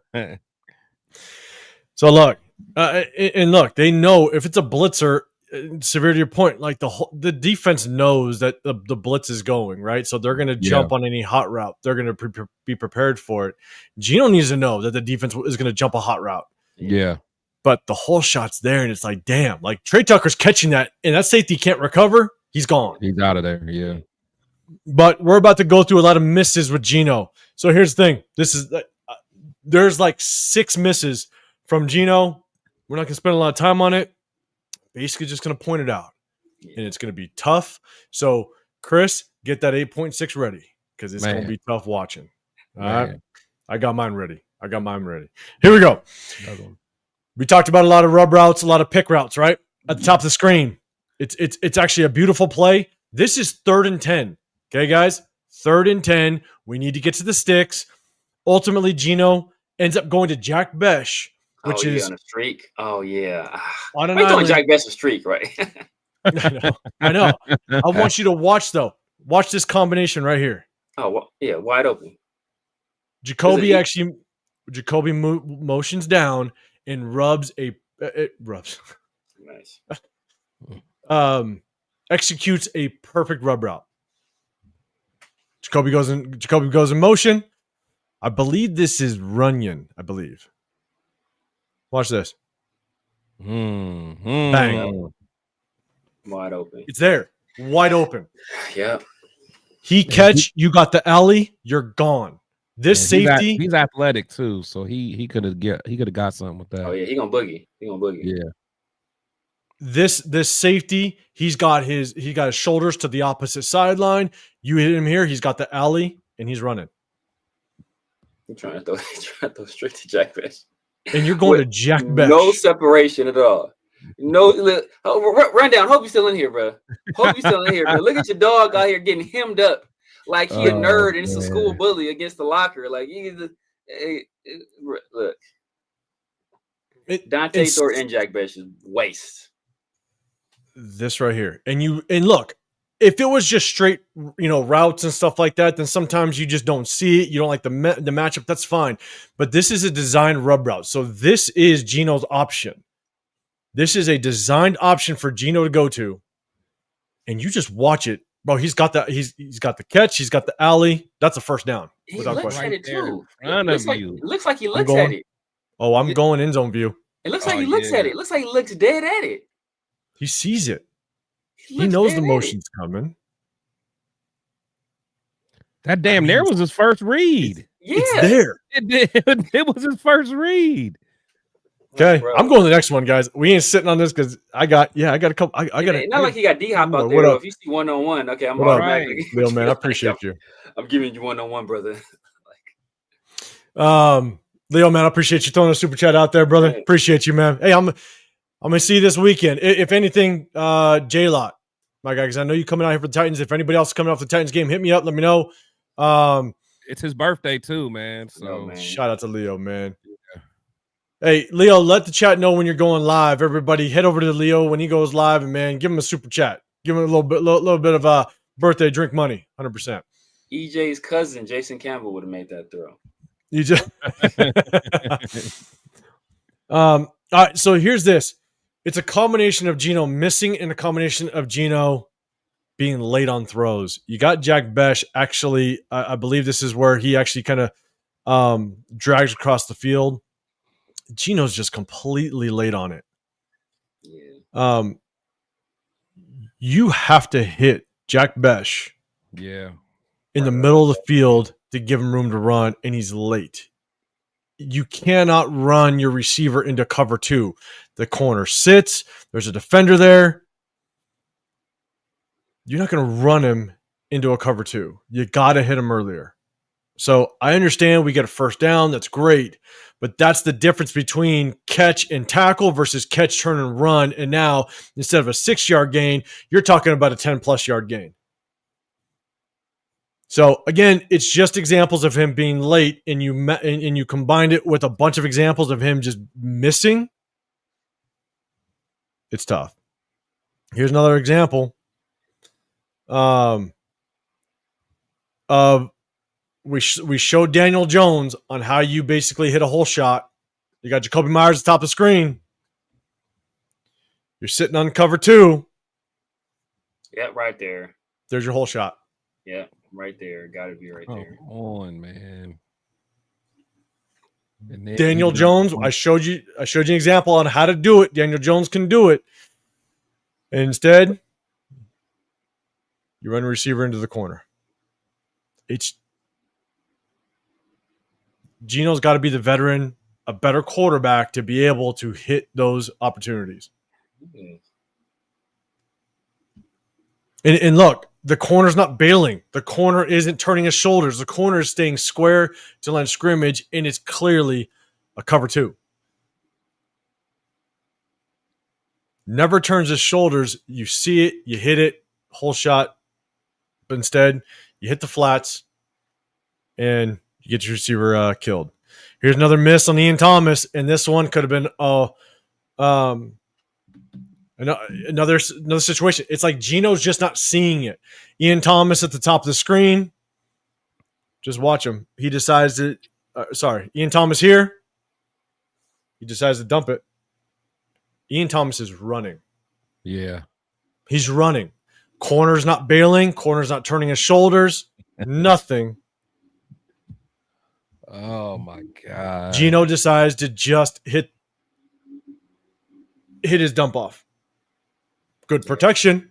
No reason to get rid of it. Linebacker not in his face. D lineman not in his face. Yeah. I'll show the protection. Yeah. Geno's just not seeing it. Yeah, the corner's flat-footed too. Oh, yeah, no, that's a for sure touchdown. There's nobody there. Yeah, he's running flat. I He's mean, flat-footed. He hits his check down. Again, I'd understand if someone was in his face. There was something that was obstructing his view, whatever it may be. That corner's flat-footed. That corner ain't moving. Yeah, throw that upfield. Bang. There's no safety help to his side. Nothing. Look at the safety. The safety's sitting basically 8 yards off the line of scrimmage. Yep. It's there. Oh, my gosh.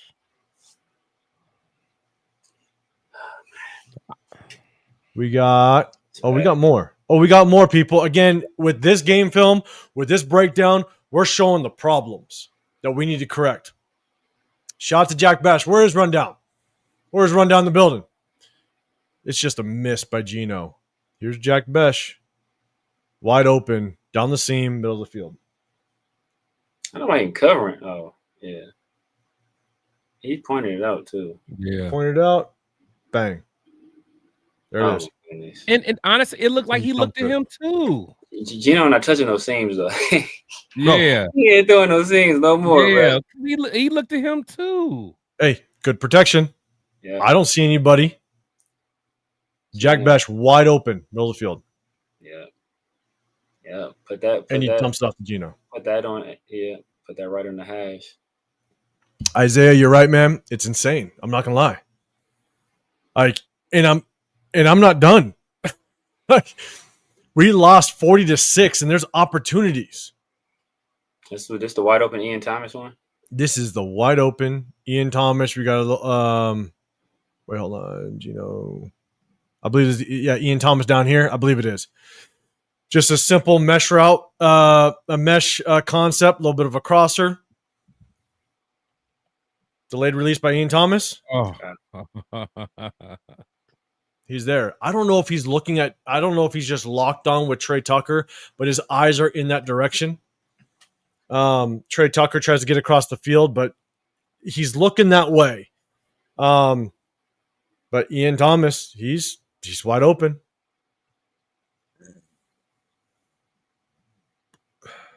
He's there. And he's looking at him. We'll play it one more time up. So glued on Trey Tucker in this crosser, but he's at least there. We'll run it one more time on the sky view. But Ian Thomas, delayed release, bang. He's just sitting. He's just sitting. Now this one, again, again, this is tough because I think this is a design play. You have crossers with Jacoby Myers. But I'm sorry, this is different. I'm sorry. No, my bad. I do have the interception. See, guys, I'm playing with you. I do have what should have been the interception. Trey wide open. You got a crosser with, I believe it's Runyon. You got a crosser going to the right pylon. You have Trey Tucker wide open. Trey Tucker at the bottom of the screen. Pulled the safety. Here you go. Like, that is a high school read. I'm being dead honest, and I hate to talk shit. You're right, though. No, You're definitely. Right. And my thing is, look at the clean pocket they gave him. Yeah. I mean, you can't get a better pocket than this. Because look, Geno's already looking that way. Watch Geno's head. Okay, he looks that way. You're reading the safety. If this is not Carter Runyon, the trophy. If he pulls the safety, you got to trust that Trey Tucker's going to win his one-on-one. That's what you got to trust, right? 86 pulls the safety. If the safety sits, you hit 86. It's that simple. Yeah. If safety sits, hit 86. If 86 pulls the safety, it's Trey Tucker all day long. It's a simple read. And Trey Tucker literally is by himself with nothing but grass. Nothing but grass. I'm going to pause it. He didn't even look that way. Look at this. Nothing but grass. We're going to go to the next one. Daniel Kim, man, throwing a super chat out there, man. I appreciate you. For my guys, I need nothing to drink after these breakdowns. Man, I'll drink during the week. Shout out to you, which means, all right, refill. Trust me, going through this was brutal. But Daniel Kim, man, I appreciate you throwing a super chat out there, brother. Appreciate you, man. What up, Jason? What's happening, man? In my opinion, I think Chip Kelly is calling the right plays. His schemes always have the look, and this is play 5 of open plays. So, if anything, we're going to tell the truth. But that's all when it comes to Geno's misses. Here's the one thing. This is just so you guys know. This is 1st and 10. Again, bunch set, going to be a run, and this is where we get no respect. And guys, as we continue to watch film, as we continue to watch the games, when we continue to run out of basically a bunch set, look at the respect on 1st and 10 they're giving our receivers. Yeah. I think we get a couple yards on this, but this is what we're going to see day in and day out. They're not going to respect anything out of our receivers if we can't complete goddamn passes.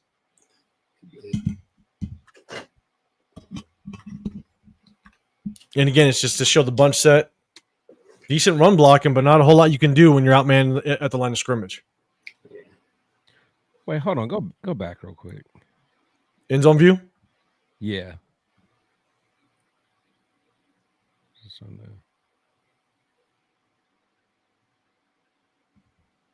Okay, never mind. So when you just let guys crowd the line of scrimmage, I mean, good luck. Black Superman, our coach, I just seen the problems in practice. You would hope. All right, let's go through some question marks. Hey, Severe, how you doing on time? I'm good. Okay. Here's some question marks. I've said it before. We've all kind of said it. Genty's at best when you get him to line of scrimmage pretty quickly, right? It's good to get him downhill quick, right? Now this is on Chip Kelly. This is on maybe our run design coordinator, whatever the hell you call him. Why the hell are you handing the ball off? And again, this is just a question. Chat, let me know what you feel. Am I wrong? Genty gets the handoff behind Geno Smith and takes forever to get to the line of scrimmage. Yeah. What kind of design is that? One that works in college? Like when you got Travion? I don't even think you ran this in college. This is the problem. Like, bro, you didn't even try this at Ohio State, bro. You got two. Like, why are you trying this now? Like the blocking is actually damn good. Look, no, it is. It's hella good. But then you're gonna take them 20 minutes to get to the line of scrimmage. Yeah. But that's what I'm saying. That's something that. If that's Travion instead of Genty, that play that's works. What I'm saying. that play works. Or if that's Mostert, that's young Mostert instead of Genty. That play works. Yeah, young Genty Mostert, is not that. He's not that level of athlete. He's not going to. You got to understand. You got to call plays to fit your personnel. And I'm sorry, you're running that type of shit to our worst offensive tackle, Stone Forsythe, that was most likely can't hold a block for a second and a half. Yeah. You're gonna run it at Stone Forsythe? Yeah. Hey, look, Stone Forsythe did his thing on this play, though. I can't get mad at him. Can't get mad at him. Was he supposed to take that outside? It looks like Mostert is going outside. I mean, it looks like he. It's it the like most because look how Jacoby is set up to block, and that might be on Stone Forsythe. Maybe Stone Forsythe is supposed to turn him. Yeah, I think he's supposed to go outside. I think scratch that. That is on Stone Forsythe. I think Stone Forsythe is supposed to turn him. That run's supposed to go outside. But the thing is, if Genty's more explosive, he could have still got outside. Yeah, exactly. Yeah, because if he's able to get outside. Yeah, that's what I'm saying. But he's not. That's going for a long way. The thing is, if you make that handoff in front of Geno, he's already. Watch this. If that handoff goes in front of Geno, he's already here. Yeah, he's already in line with Forsythe, and now the hole's there. There's the lane, but when you delay it so goddamn much, you allowed. Look at where this backside defensive end starts. That makes the play. But look. Even that's on Genty, bro. Like, how's that D end getting there? How's that D end getting there? I'm actually not putting this on Genty. I'm putting this purely on the goddamn play call. Like, this is wild to me. But I think that's supposed to go out. I think it's supposed to go outside, though. I think Forsythe didn't get his man turned. I'm with you. Yeah, Forsythe didn't get his guy turned. But still, I'm just like, horrible play call. And like play design. Sorry, horrible play design. So but I think he's trying, and that's the problem. I think he wants an action off of it. So later on, he's gonna probably do something where Geno bootlegs and hit somebody on that side, or somebody leaks out to that side, or something like that. Because you got that boot action on there. But like at this point, don't be trying to worry about setting up stuff for later, bro. We can't do that now. Like we gotta. And that was another point that I actually want to make kind of a little bit earlier, and I don't think because I have a bunch of offensive points, but I didn't wrap them off. I just did defenses.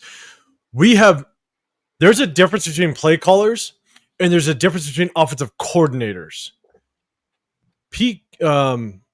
Chip Kelly isn't setting up plays.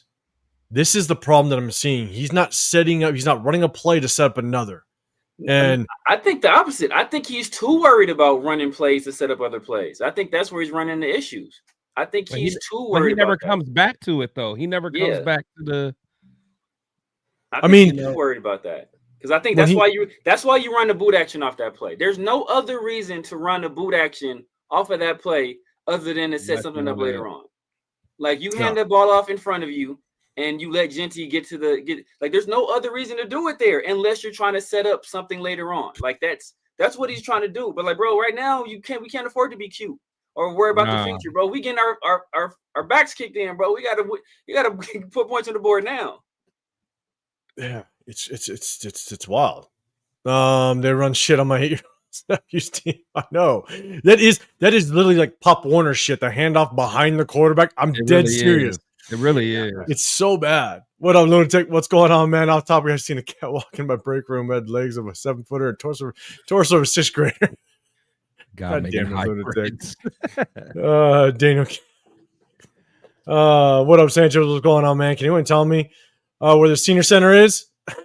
Guys from this talking tough to me online. I want to know. I want to see if they're about that life.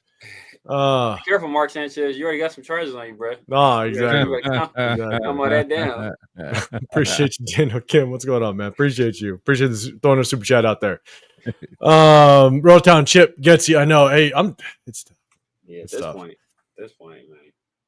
I don't think we can on him though. I think he did more than enough to offensively. Well, I'm about to get in some question marks though, because look, this is a Genty run.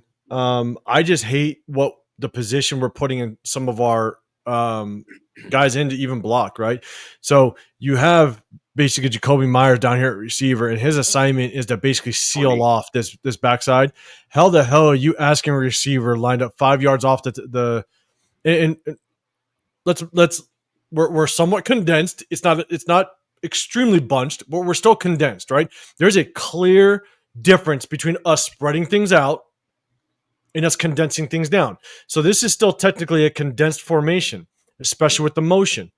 But what do we see in condensed formations with motion with Trey Tucker? Run. Right. Yeah. What does this guy know? What does this guy read?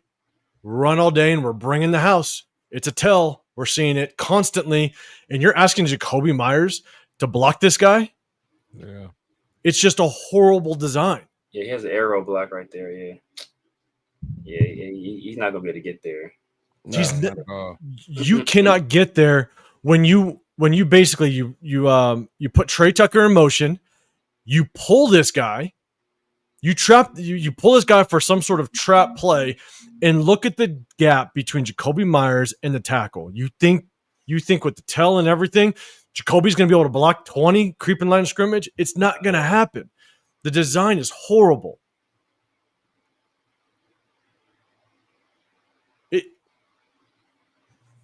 It doesn't make any sense. Yeah, no, that's. And Loon, you going to the watch party at the practice facility for it? I better get myself to that watch party some way, somehow. Maybe I need to make some noise over there, to be dead honest with you. LS, when the Titans beat us, I'm starting a petition for my trust. Start them, bench them, cut them. Man. Chris for Raiders, man, I appreciate your question. How do we fix this play calling? I don't know. I have no clue. It's got to be better. It's just got to be better. It's plain and simple. We're just trying to point out what we see, man, and it. Who knows how we fix it, man? I appreciate you throwing a super chat out there, brother. Hey, tickets $5, bro. Are you being serious? Too rich for my blood. I mean, Lewin, are you being serious? Raiders tripping. Are you being serious about a watch party at the practice facility? Let me know if you are real. I mean, I'll go. 100%. I'll go and have fun. You're in Henderson too, aren't you, bro? I look out my window and I can see the practice facility. So Lewin, let me know if you're rolling, bro. I'll roll with you, 100%. We'll make it happen. More question marks. Ready for some more question marks?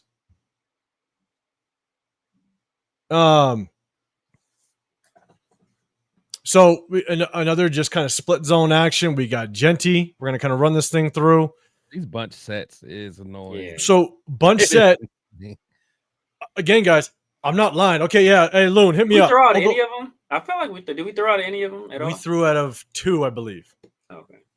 Loon, man. Yeah, okay, man. Hit me up. Shoot me a link on where I can get the ticket, or if it's on their website, let me know. I'll bro, if you're rolling, I'll roll 100%. I'll get the time off work. Okay, bunch set. Okay, guys, classroom time. Bunch set. Trey Tucker goes in motion. What do you think it's going to be, guys? It's a run, ladies and gentlemen. Just like, are you kidding me? Bunch set. Trey Tucker goes in motion. Let's go ahead and run the ball. We get some yards here, but it's just to show an example of like, this is what we do day in and day out. And that's why it's going to be a struggle to continue to be successful, because it's a constant tell day in and day out. But as much as we had some success, what's going to happen is no one's going to honor any of all this action. So one thing I will say, Trey Tucker goes in motion, so you pull him away from the point of attack, right? Then watch Jacoby Myers. Trey Tucker, pull him away from the point of attack. Jacoby Myers goes. You pull 2 guys away from the point of attack. Yeah. For no reason at all. So as time goes on, the problem is defenses are going to see this. They're going to know and understand bunch set, Trey Tucker motion, run all day. We've seen it for the last 2 weeks. Yeah. I felt we ran Trey Tucker out of one of these sets, though, right? We did one of the speed handoffs. One of them, yeah. Yeah, I felt we man. So I mean, that's one of the actions off of it. But yeah, we gotta do more off of this action and just run the ball. It's one of the actions, but we ran it like in the first quarter, then never went back to it. So that's like something you set up. Yeah, you know. Avocasi, what's going on, brother? I appreciate you. You're throwing another super chat out there, man. Appreciate you. Appreciate you tapping in, guys. Guys, make sure you guys go hit up Avocasi, because I think Avocasi, you said you're flying into the U.S. for, I believe you said the game in SoFi. AR, okay. I think he said it. I think he said it. If you're gonna be out here, let me know, bro. Yeah, 100%. I'm gonna go to the game. I'll be there. I'm gonna go to that game, man. So hit us up, man. Now you're about to have me go out there. Let's do it. We're gonna turn SoFi upside down. I may not go to the game. I may watch it at the dank. Yeah, exactly. So, man. Oh yeah, man. I looked it up at the Cosm that day. They're not showing that game. They're showing the 10 a.m. game, which is the Rams and the such and suches, and then they're showing the night game, which is I think the Broncos or somebody. Oh damn. So Avocasi, man, hit us up. But guys, make sure you guys tap in with Avocasi, because I think he's gonna come here and do a bunch of stuff. So make sure you guys, just keep in touch with him, because you coming all the way from Australia, brother. We all got to make sure we link up and make it a good time for you, man. I appreciate you throwing that out there.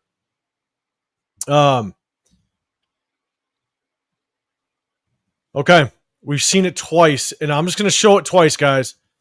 We're going to run the football. We're kind of spread out, right? We're kind of spread out. Looks good. Maybe we're going to switch things up. No, sure as shit. What we're going to do, we're going to walk Trey Tucker down for all the tell in the world that it's a run play. Like that, when you walk a receiver down like that, it's a run all day long. And the thing that pisses me off is that's on short yardage, and you're just basically telling the defense that we're running the football.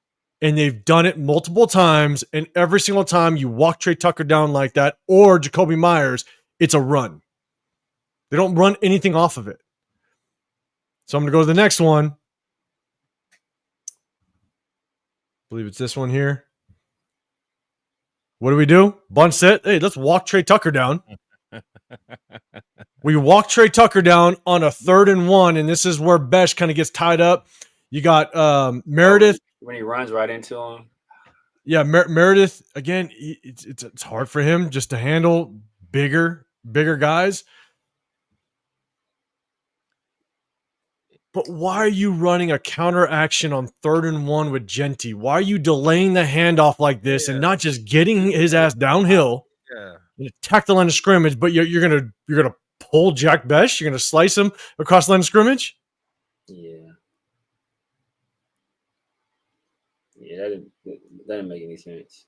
Not only are you gonna show the tell of walking Trey Tucker down, and then you're gonna run counter action Yeah, that was that Genty on 3rd and 1. That was a weak counter, though. I mean, the counteraction I'm not so worried about because that's such a weak counter. That's like that didn't affect it. It's pulling Jack Bech. Like, why are you pulling Jack Bech? Yeah, why are you pulling a receiver? The counteraction, that was the laziest counter I've ever seen in my life. Like, he literally but even having that counteraction delays him just getting downhill. Yeah, but that's but he does that same thing anyway. He always does that little hop step. All you did was just instead of doing the hop step, now he just did a counteraction. He always does that little jump, and it's just a pulling Jack Bech across the line of scrimmage. It makes no sense. That is insane. That makes no sense. That's insane. Like, how do you... But the counter, I'll be honest, but the counteraction warrants, or the Jack Bech pull, slice across the line of scrimmage, the split zone action, it warrants Genty to take that counter step to let Jack get to the other side. It's 3rd and 1. Yeah. Not only do you walk down Trey Tucker to just tell the world, the stands, that we're running the football, you want to run a counteraction on it on 3rd and 1? Yeah. It just... See, I can see why it just developed. It developed way too slow. I can see why they run the counteraction, or why they pull Jack. I can see why they pull Jack, but it's taking this too long to develop, and it's not going to. Because Jack is supposed to. Not even that. No, because Trey. Never mind. Because Trey just didn't win on his block. I don't see why. Trey just got beat. Never mind. Trey just got beat. I thought it was a free man. Trey just got beat. But still, who's Trey gonna block? So typically on these type of plays, what you're going to do is Trey is going to cross face 20. So Trey is going to cross face 20 to get to a second level, just to slow him up enough to Jack Bech to get there. So you cross his face to slow him. But what 20 did was 20, because again, you walk down Trey Tucker. 20 knew, I'm going to squeeze this thing down, which basically now it changes the roles. 20 squeezes down. Trey Tucker now has to take 20, and Jack Bech should be able to continue outside, and Genty bounces this thing outside because 20 is basically going to take the edge. But you walk Trey Tucker down like that. Like, put Bech in motion. It's too slow developing. Yeah, or that. Yeah, it's too slow developing at that point. Yeah, it's frustrating. It's put him in motion, the quick motion, like so he can get out of the way. Yeah. That's. But Meredith got his ass whipped in that play too. He did like that, and that's what sucks. It still made it work. If Meredith can get his ass whipped, it's still like bad because you put Meredith in the tough position. But But the thing though is like, what if you just went straight off tackle? Yeah. And you hit the line of scrimmage as quickly as possible, then those type of blocks don't necessarily affect it too much. He'll get a yard. Yeah. What is Assassin's Creed? What's going on, man? Quirk, what's happening, man? We got a couple more, and then we're gonna kind of get to the punt real quick. This is the deep ball, the Deontay Thornton. Look, I know a lot of people are giving him shit for dropping it. The defender actually got his hand in there. It's hard to kind of see. I wanted to kind of zoom in, but it was hard to be able to do it. But see, but what you want to do is you want to you could that's not a you could tell. I'll be right back. Talk about it. He's not a wide receiver, because if I'm a wide receiver right there, I'm not catching the ball like this. Not when I'm between two people. I know I got help over the top. I'm catching the ball like this. So I'm strong handing that thing. I'm not letting the ball rest. I'm grabbing it in the air and I'm yanking it and I'm pulling it toward me. Like, I'm not going to let nobody rake my arms, So he's not high pointing the ball in that situation. So like some of the stuff he does is just little nuances of playing the position. Perfect example earlier on that nickel blitz. He's just not the nuances of playing the game. There's another thing he did earlier where he was his release. He's started outside release, and then he faked the inside release, and he started outside, and he came back inside. Yeah. It's like why are you wasting all these steps at the line of scrimmage? Right. Bro? It's like you're doing way too much, man. So corners love when receivers do that. Yeah. You know what I'm saying? Unless you're like super quick, then you can get away with it. But man, they love. I mean, you're taking all those false steps. Yeah. No, man. It just doesn't. Yeah, man. He's just not a natural wide receiver. But like Jake Best can't separate consistently on the outside. We saw earlier on a route, on the interception where he didn't get enough separation and he didn't get across the across the formation quick, or didn't get across the top of that route quick enough. So that caused part of the delay that caused the interception. But our weapons, man, is just. Well, I mean, because we're trying to deal with these people that need development. Exactly. Like we don't have no true receivers. Exactly. And perfect example, if Dante Thornton attacks that ball in the air, he's getting a PI call. Yeah. He's getting a PI call. But he's letting they tell you what, bro, you attack the ball at the highest point. Attack the ball at the highest point. Should he have hit Jacoby on the post? Oh man, I didn't even look at that. Oh, he probably. Oh, yeah. Mm-hmm. Oh, he should. He could have. I mean, he would have to zip it in there, but I mean, he could have. I think he's just looking at the position of the safety, because if you look at the top, he sees safety here. No safety helps on the sideline, so I think that is just a predetermined throw for him.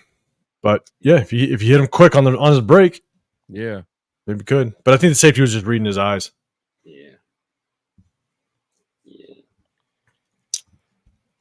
But yeah, VBs, man, we're still rolling. We're still rolling, man. It's tough. It's tough. This is so bad. I got all right. Here we go. We're gonna end with 2 good plays. We're just gonna show some good plays, but then we're gonna go to that punt real quick, and then we're gonna end with that. We got Trey Tucker. We're actually in spread. What's crazy? We're in spread. So what do you think we're gonna do? We're gonna pass the ball. Why not pass the ball in spread and run the ball in bunch? Right? Don't want to make too much of a tell. But good deep ball. Oh yeah, this defender trips. Right. Yeah. So we'll end on 2. Yeah, Lou, and I got it, man. I appreciate it. I got the link, man. I'm gonna roll without question. I want candy for watching this shit. So do my kids. It just doesn't happen. Damn it. I feel bad for your daughter, man. I know they were watching this game pissed. They was waiting for the touchdown call. They probably thought they're probably like playing in the rooms, like, let's open our room door to make sure maybe Dad called it and we didn't hear it. Let's make sure we're upstairs so we can be close to the door. So when he says it, he probably said it, we just missed it and we didn't hear it. Yeah. That's right. God damn it. That's why I'm just I told you, I'm telling them that the Raiders aren't playing the rest of the season, so I don't get their hopes up. Yeah, man.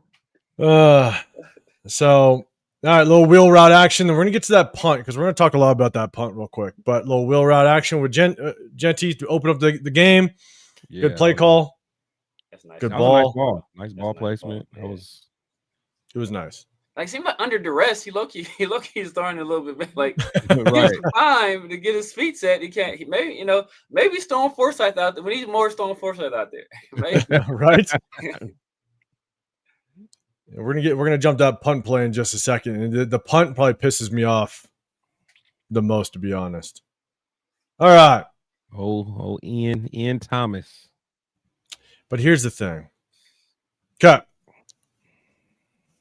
I got a little bit one thing I will say, we showed the tell that the punter had last week in the punt in the field goal block, right? Basically, the punter, he'll tip that ball forward just before he's about to release the ball. Well, he does it again. He continues to do it. He's always doing it.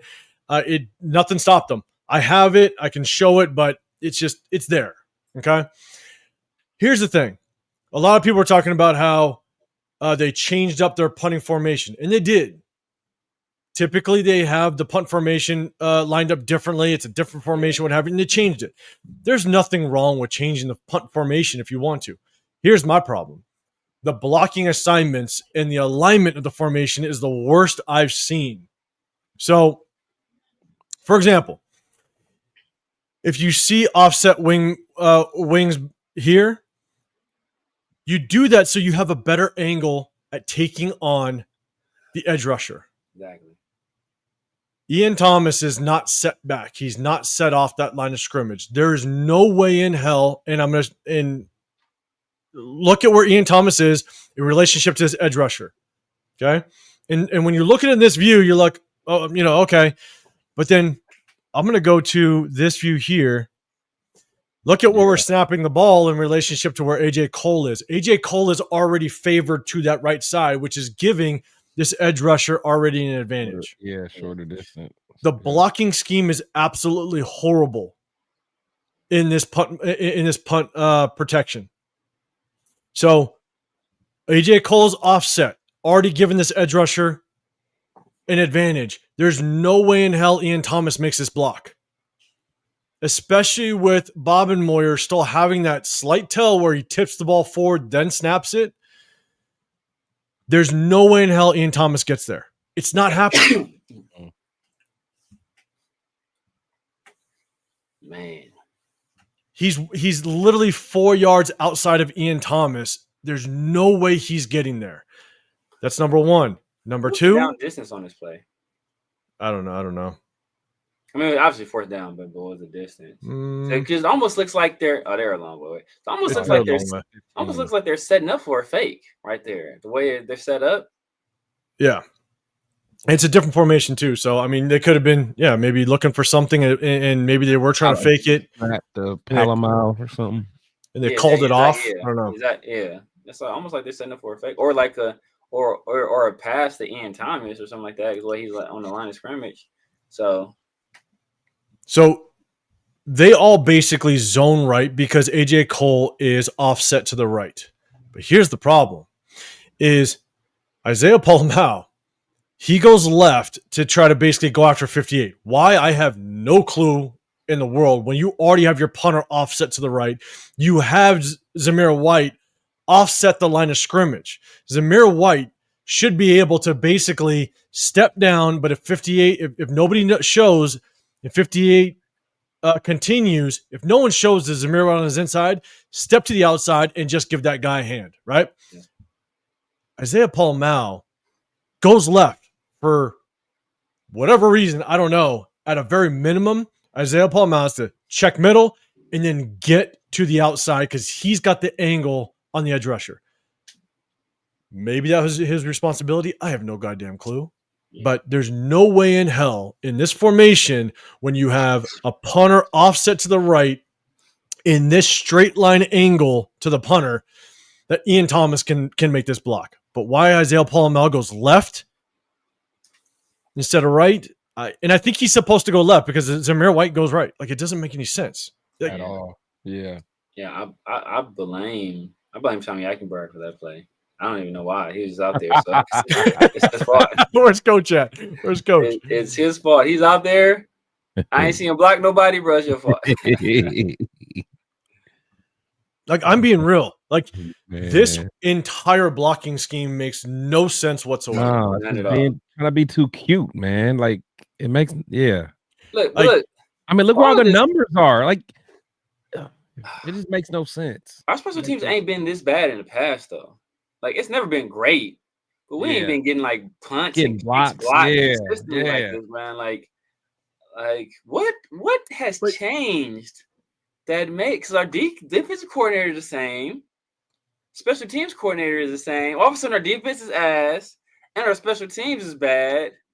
Look, what possibly could have changed that would affect both of those things that haven't been that bad previously under two regimes? What do you want to know what the simple fix this punt block is? And I don't know why. Like, look, again, guys, I only coached high school football. That's it. But here's the simple fix. Why the hell do you have a receiver off the line of scrimmage when you can put him on the line of scrimmage and put him back? Ian Thomas can be off. That's the simple switch. And guess what? Ian Thomas makes that block. Yeah, because it'll be if he's off. If he's off, it's a legal formation, right? Or if he's off, it makes him ineligible. That's what it would be, a legal formation, or would it make him ineligible? That's the easiest switch in the world. You take the receiver, you put him on because it's punt. This is your gunner. Why set him off the line of scrimmage when he's your gunner and has to get down the field and get to the punt returner as quickly as possible? You don't set him off the line of scrimmage. Yeah. That's and what if you, it has to be, they have to be setting up for a fake. That's what I'm saying. I think they setting up for a fake at some point. Maybe because if he's off, he would be ineligible at that point, right? Yeah. Yeah. But that's the switch. Put him on. Ian Thomas takes a step off. Now you got the angle to actually get out there to get the edge rusher. That's your switch. That's how you block it. But for some damn reason, Ian Thomas can't make that block. It's not happening. No. Now we got our best player hurt. Right.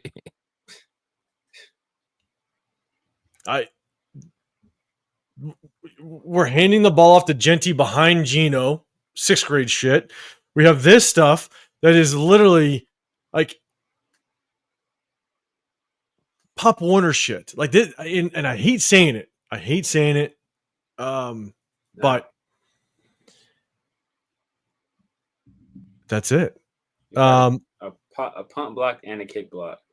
I am going to show one more thing. Weeks, right? Yeah.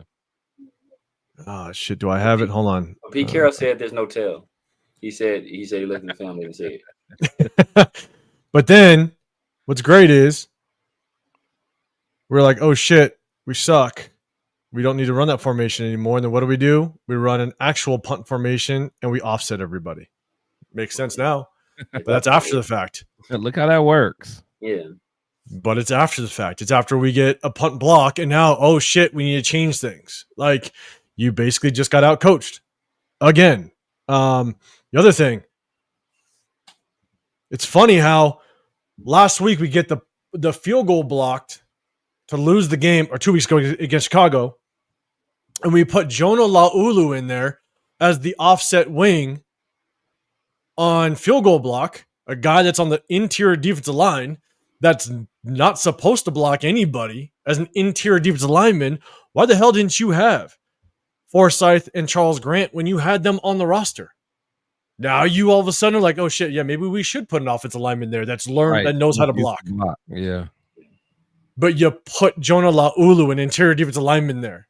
Yeah. When you had 2 guys on your roster that should have been there in the first place. That are offensive linemen. Like, this is it's hard. It's honestly hard to kind of go through this and sit there and go, damn, I don't know if I can go through this game film and point out these players and go, you suck. Why aren't you doing this? You doing that? When we can literally showcase things that's like, this coaching staff is rough. Brutal. Now, Geno missed a lot of throws. He missed a lot of open players, so you got to give Chip Kelly that. But at the end of the day, still, like, formations, the play design. Like I said, I don't even necessarily have issue with play calling. It's the play design. That's like, you know, it's, bro, like, it is. So we're gonna go back up. That's it. That is it. Kevin Lurker, a lack of common sense is astounding. And the hard part is you don't really realize it until you really dive in and look at the film. Right. And then you see these things that are just in there going, holy shit, this doesn't make any sense. Like, there's so many question marks that, and even in my opinion, I'm trying to figure out what's going on. Are they way too confused? Are we not coaching them right? That's why in the very beginning, I was like, guys, let me know what y'all think. Because at the end of the day, I don't know what the solution is outside of our coaches need to get their head out of their ass half the goddamn time. And Geno needs to understand this system. He's missing so many opportunities. So I'm going to kind of get to the chat, man. I appreciate you guys. Hey, let's end this off. Watching this film, and you watch this film after the game, y'all are the real MVPs, man. You guys are the real MVPs. Yeah. I'm gonna say in the chat. Yeah, this was rough. So, Chris, man, give us just give us your final thoughts, man. I mean, as we kind of go through it, we looked at the defense, we looked at the offense, we saw special teams. Again, a lot of people blamed it on just, oh, we changed the formation. I don't care. You can change the formation. That doesn't mean that it has to look like absolute shit and not make any sense. So offense, the defense, and special teams, Chris, man.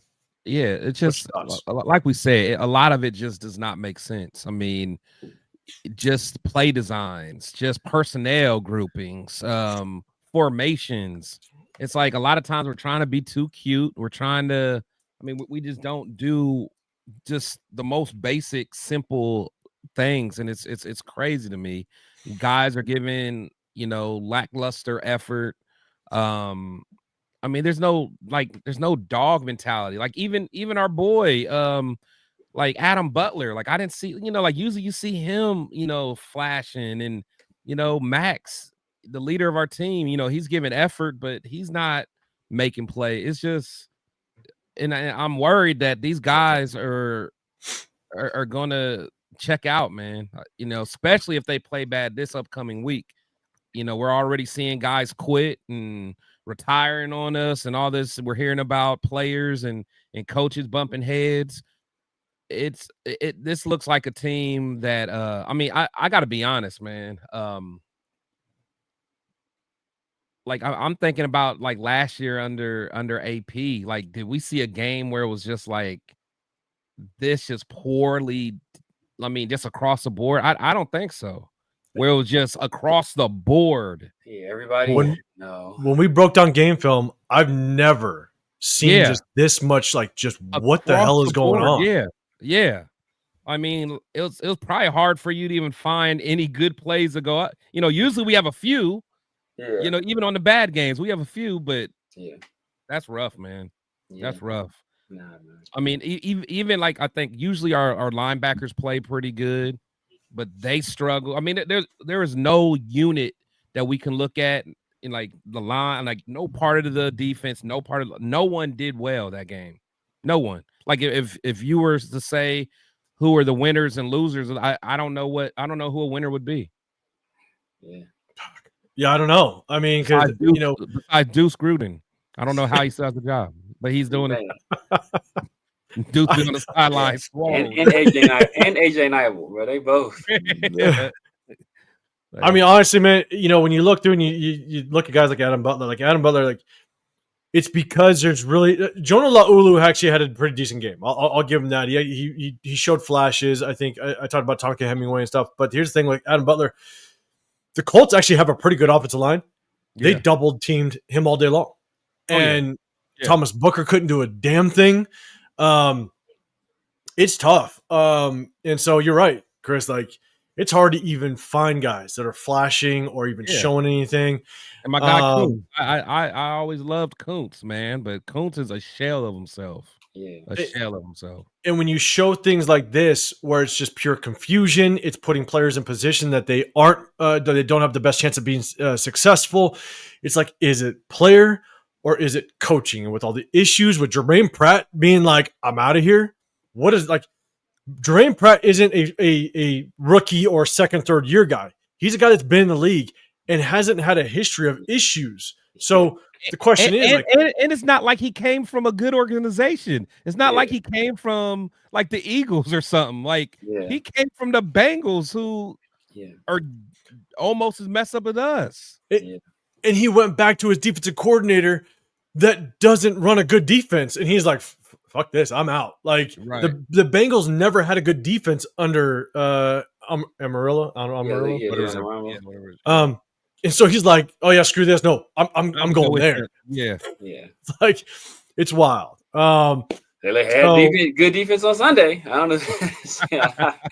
Right.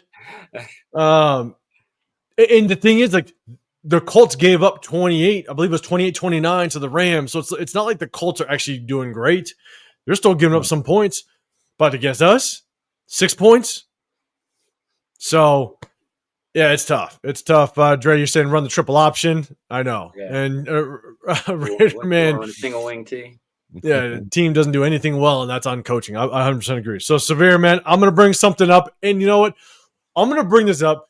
just for the hell of it, just to have fun. But Severe, man, what's your thoughts, offense, defense, based on what you see now and just kind of how this team's going? What's your thoughts, man? It's it's a lot of issues. The offense, just formation wise. I mean, I like I said, the offense. I think the offense is better than what the numbers say. Obviously, Geno is. We've seen Geno miss plenty of throws. We've seen Ashton miss plenty of holes. But we got to get.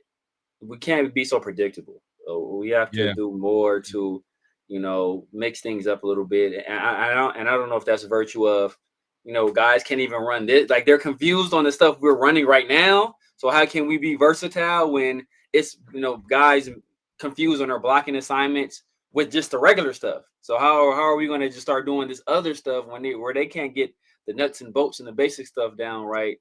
I don't know if that's the issue. And then like our defense, man, it's personnel. It's the play calling on defense. It's the scheme. But hey, after watching all this film, there weren't a lot of great plays out there. But there was a silver lining. Definitely silver lining, and it's that Pete Carroll's won a Super Bowl, guys. 2014. And we all know stuff that works in 2014, it still works today. Man. So we just fall back on that. Just fall back on that Super Bowl that happened more than a decade ago, and we'll be all right, guys. We will be all right. We will be. And guys, I'm going to show one last play. And I'm going to do it just because it's a rare sighting. And if I had time to do it, I remembered, I highlighted this one, everything, and I hope you guys enjoy, because it's like a unicorn sighting without question. I'm gonna run it through, and you guys just watch and enjoy. A little bit of run action. Watch the end zone view. Watch who actually fights off a block and makes a play. Look at this guy. Look at the big dog. Look at the big dog. Woo! All right, Tyree beating the tight end. Look at this. All right. Look at this guy. I'm about to show y'all. Oh, man. Look at him. Jermaine Pratt ain't here. Tyree's rescue. Hey, the tight end was giving him work for a second, though. Look at that guy. Yeah. Look at him fighting off that block. All right, Tyree, where the shed? Let's see you, big dog. It's the first time in 3 years. It's the first time in 3 years. Still didn't have a second move. Still didn't have a second move, though. Still don't have a Chris, second we're staying move. Positive. God damn it. My bad. Hey, good work, Tyree. Look at Tyree. Look at Tyree go. Hey. All right, big dog. Do your thing, man. Hey, look at. See, we're not biased. If he makes a good play, we're gonna throw it out there. We're gonna show some love. But hey, that's a 7th. He made a play while being blocked. Like, he got blocked. And he reached. It was effort. I'm telling you. Hey, you gotta love it. You gotta love it. I know. They told him pre-play. They told him the running back had 4-leaf clovers. He's like, what? I gotta get. He got a 4-leaf clover. Man, I gotta get there. I gotta get one of those. So look, this is what we're gonna do. We're gonna end it real quick, but I'm gonna say something. So guys, nobody check out right now. Can't hit the like button. Nobody check out. But we're gonna say something. I'm gonna say something right after this. But before I do, Chris, man, let everybody know what you got going on, what you got happening throughout the week, and welcome back. Man, except hanging with y'all, man. I'm here with the War Room on Wednesdays and Sundays. I'm not doing nothing on my own. I'm not doing nothing. I'm doing this with my boys, man. This is just a pure hobby that I'm doing on Sundays and Wednesdays with my friends.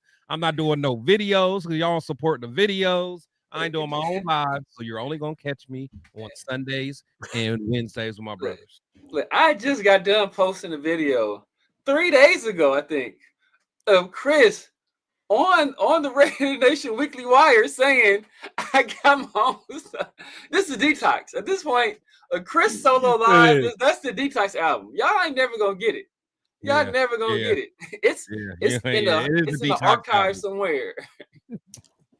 Man, Chris, hey, we just happy you back, and you might have to work your way to SoFi. Man. I love hanging with y'all. Y'all my boys, all my boys. You might have to work your way to SoFi. I'm glad we didn't link up in Indy. I'm glad. Oh man, I'm glad too. Y'all would have never came back to the Midwest. And know what? Never came back. And know what, man?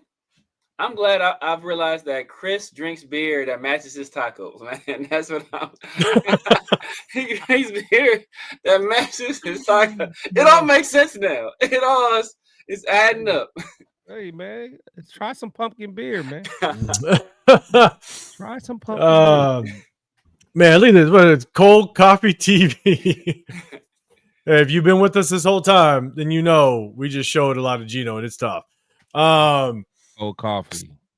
Severe, man. Let everybody know what you got going on. Again, everybody hang on for a second because I'm gonna say something after, but Severe, let everybody know what's going on.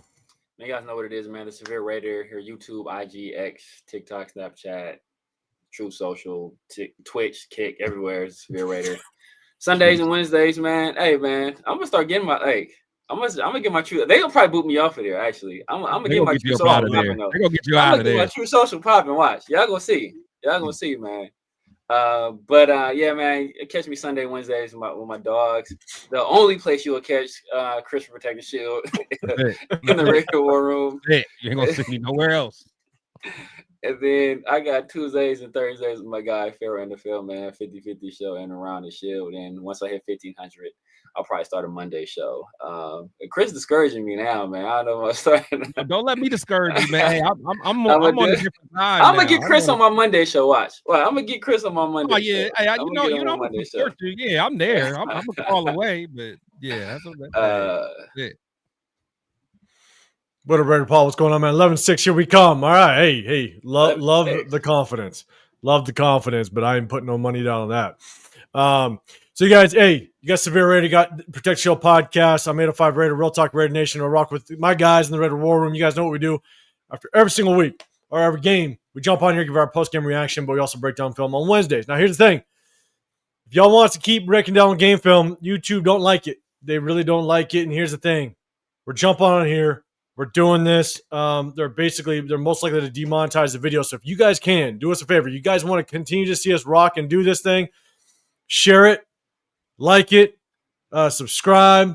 We also have memberships. So all three of us, we started doing some memberships. So if you guys want to get included in that and support the channels, man, do that if you guys can. That would definitely help us out. But again, YouTube don't like it. And the likelihood that they're going to just continue to demonetize us, it's probably going to end up happening. But if you guys kind of support and throw it out there and enjoy what we do, then do us a favor, share it, support the channel if you can, and we're going to continue to rock with you guys. So, look, we want to keep doing it. Just show us that you're cool with it and you guys want to keep seeing it. So do us that favor. Hit that like button, share it, hit that subscribe button. If you guys want to throw out do some memberships, all three of us got them. We definitely appreciate it. So I hope you guys enjoyed. Again, just remember, we hit you up post-game on Sundays. We hit you up on Wednesdays. We break this thing down. Yeah, man, I appreciate you always rocking with us, man. But shit, at the end of the day, guys, enjoy the week. I know it's tough. I know our Raiders, they're checking like they always do. We start the season off rough, and it is what it is. But y'all know, come back. Maybe we might surprise you with a stardom, bench 'em, cut 'em. You just never know. So it's about that time. It's about that time to bring that back. About that time, man. People are already starting to talk about it. So, hey, we appreciate you. Hey, make sure you guys hit that like button on the way out. Hit that subscribe button. Show the support if you guys can. We appreciate you. Have a great rest of your evening, rest of your week. We'll see you after the game on Sunday. We out of here.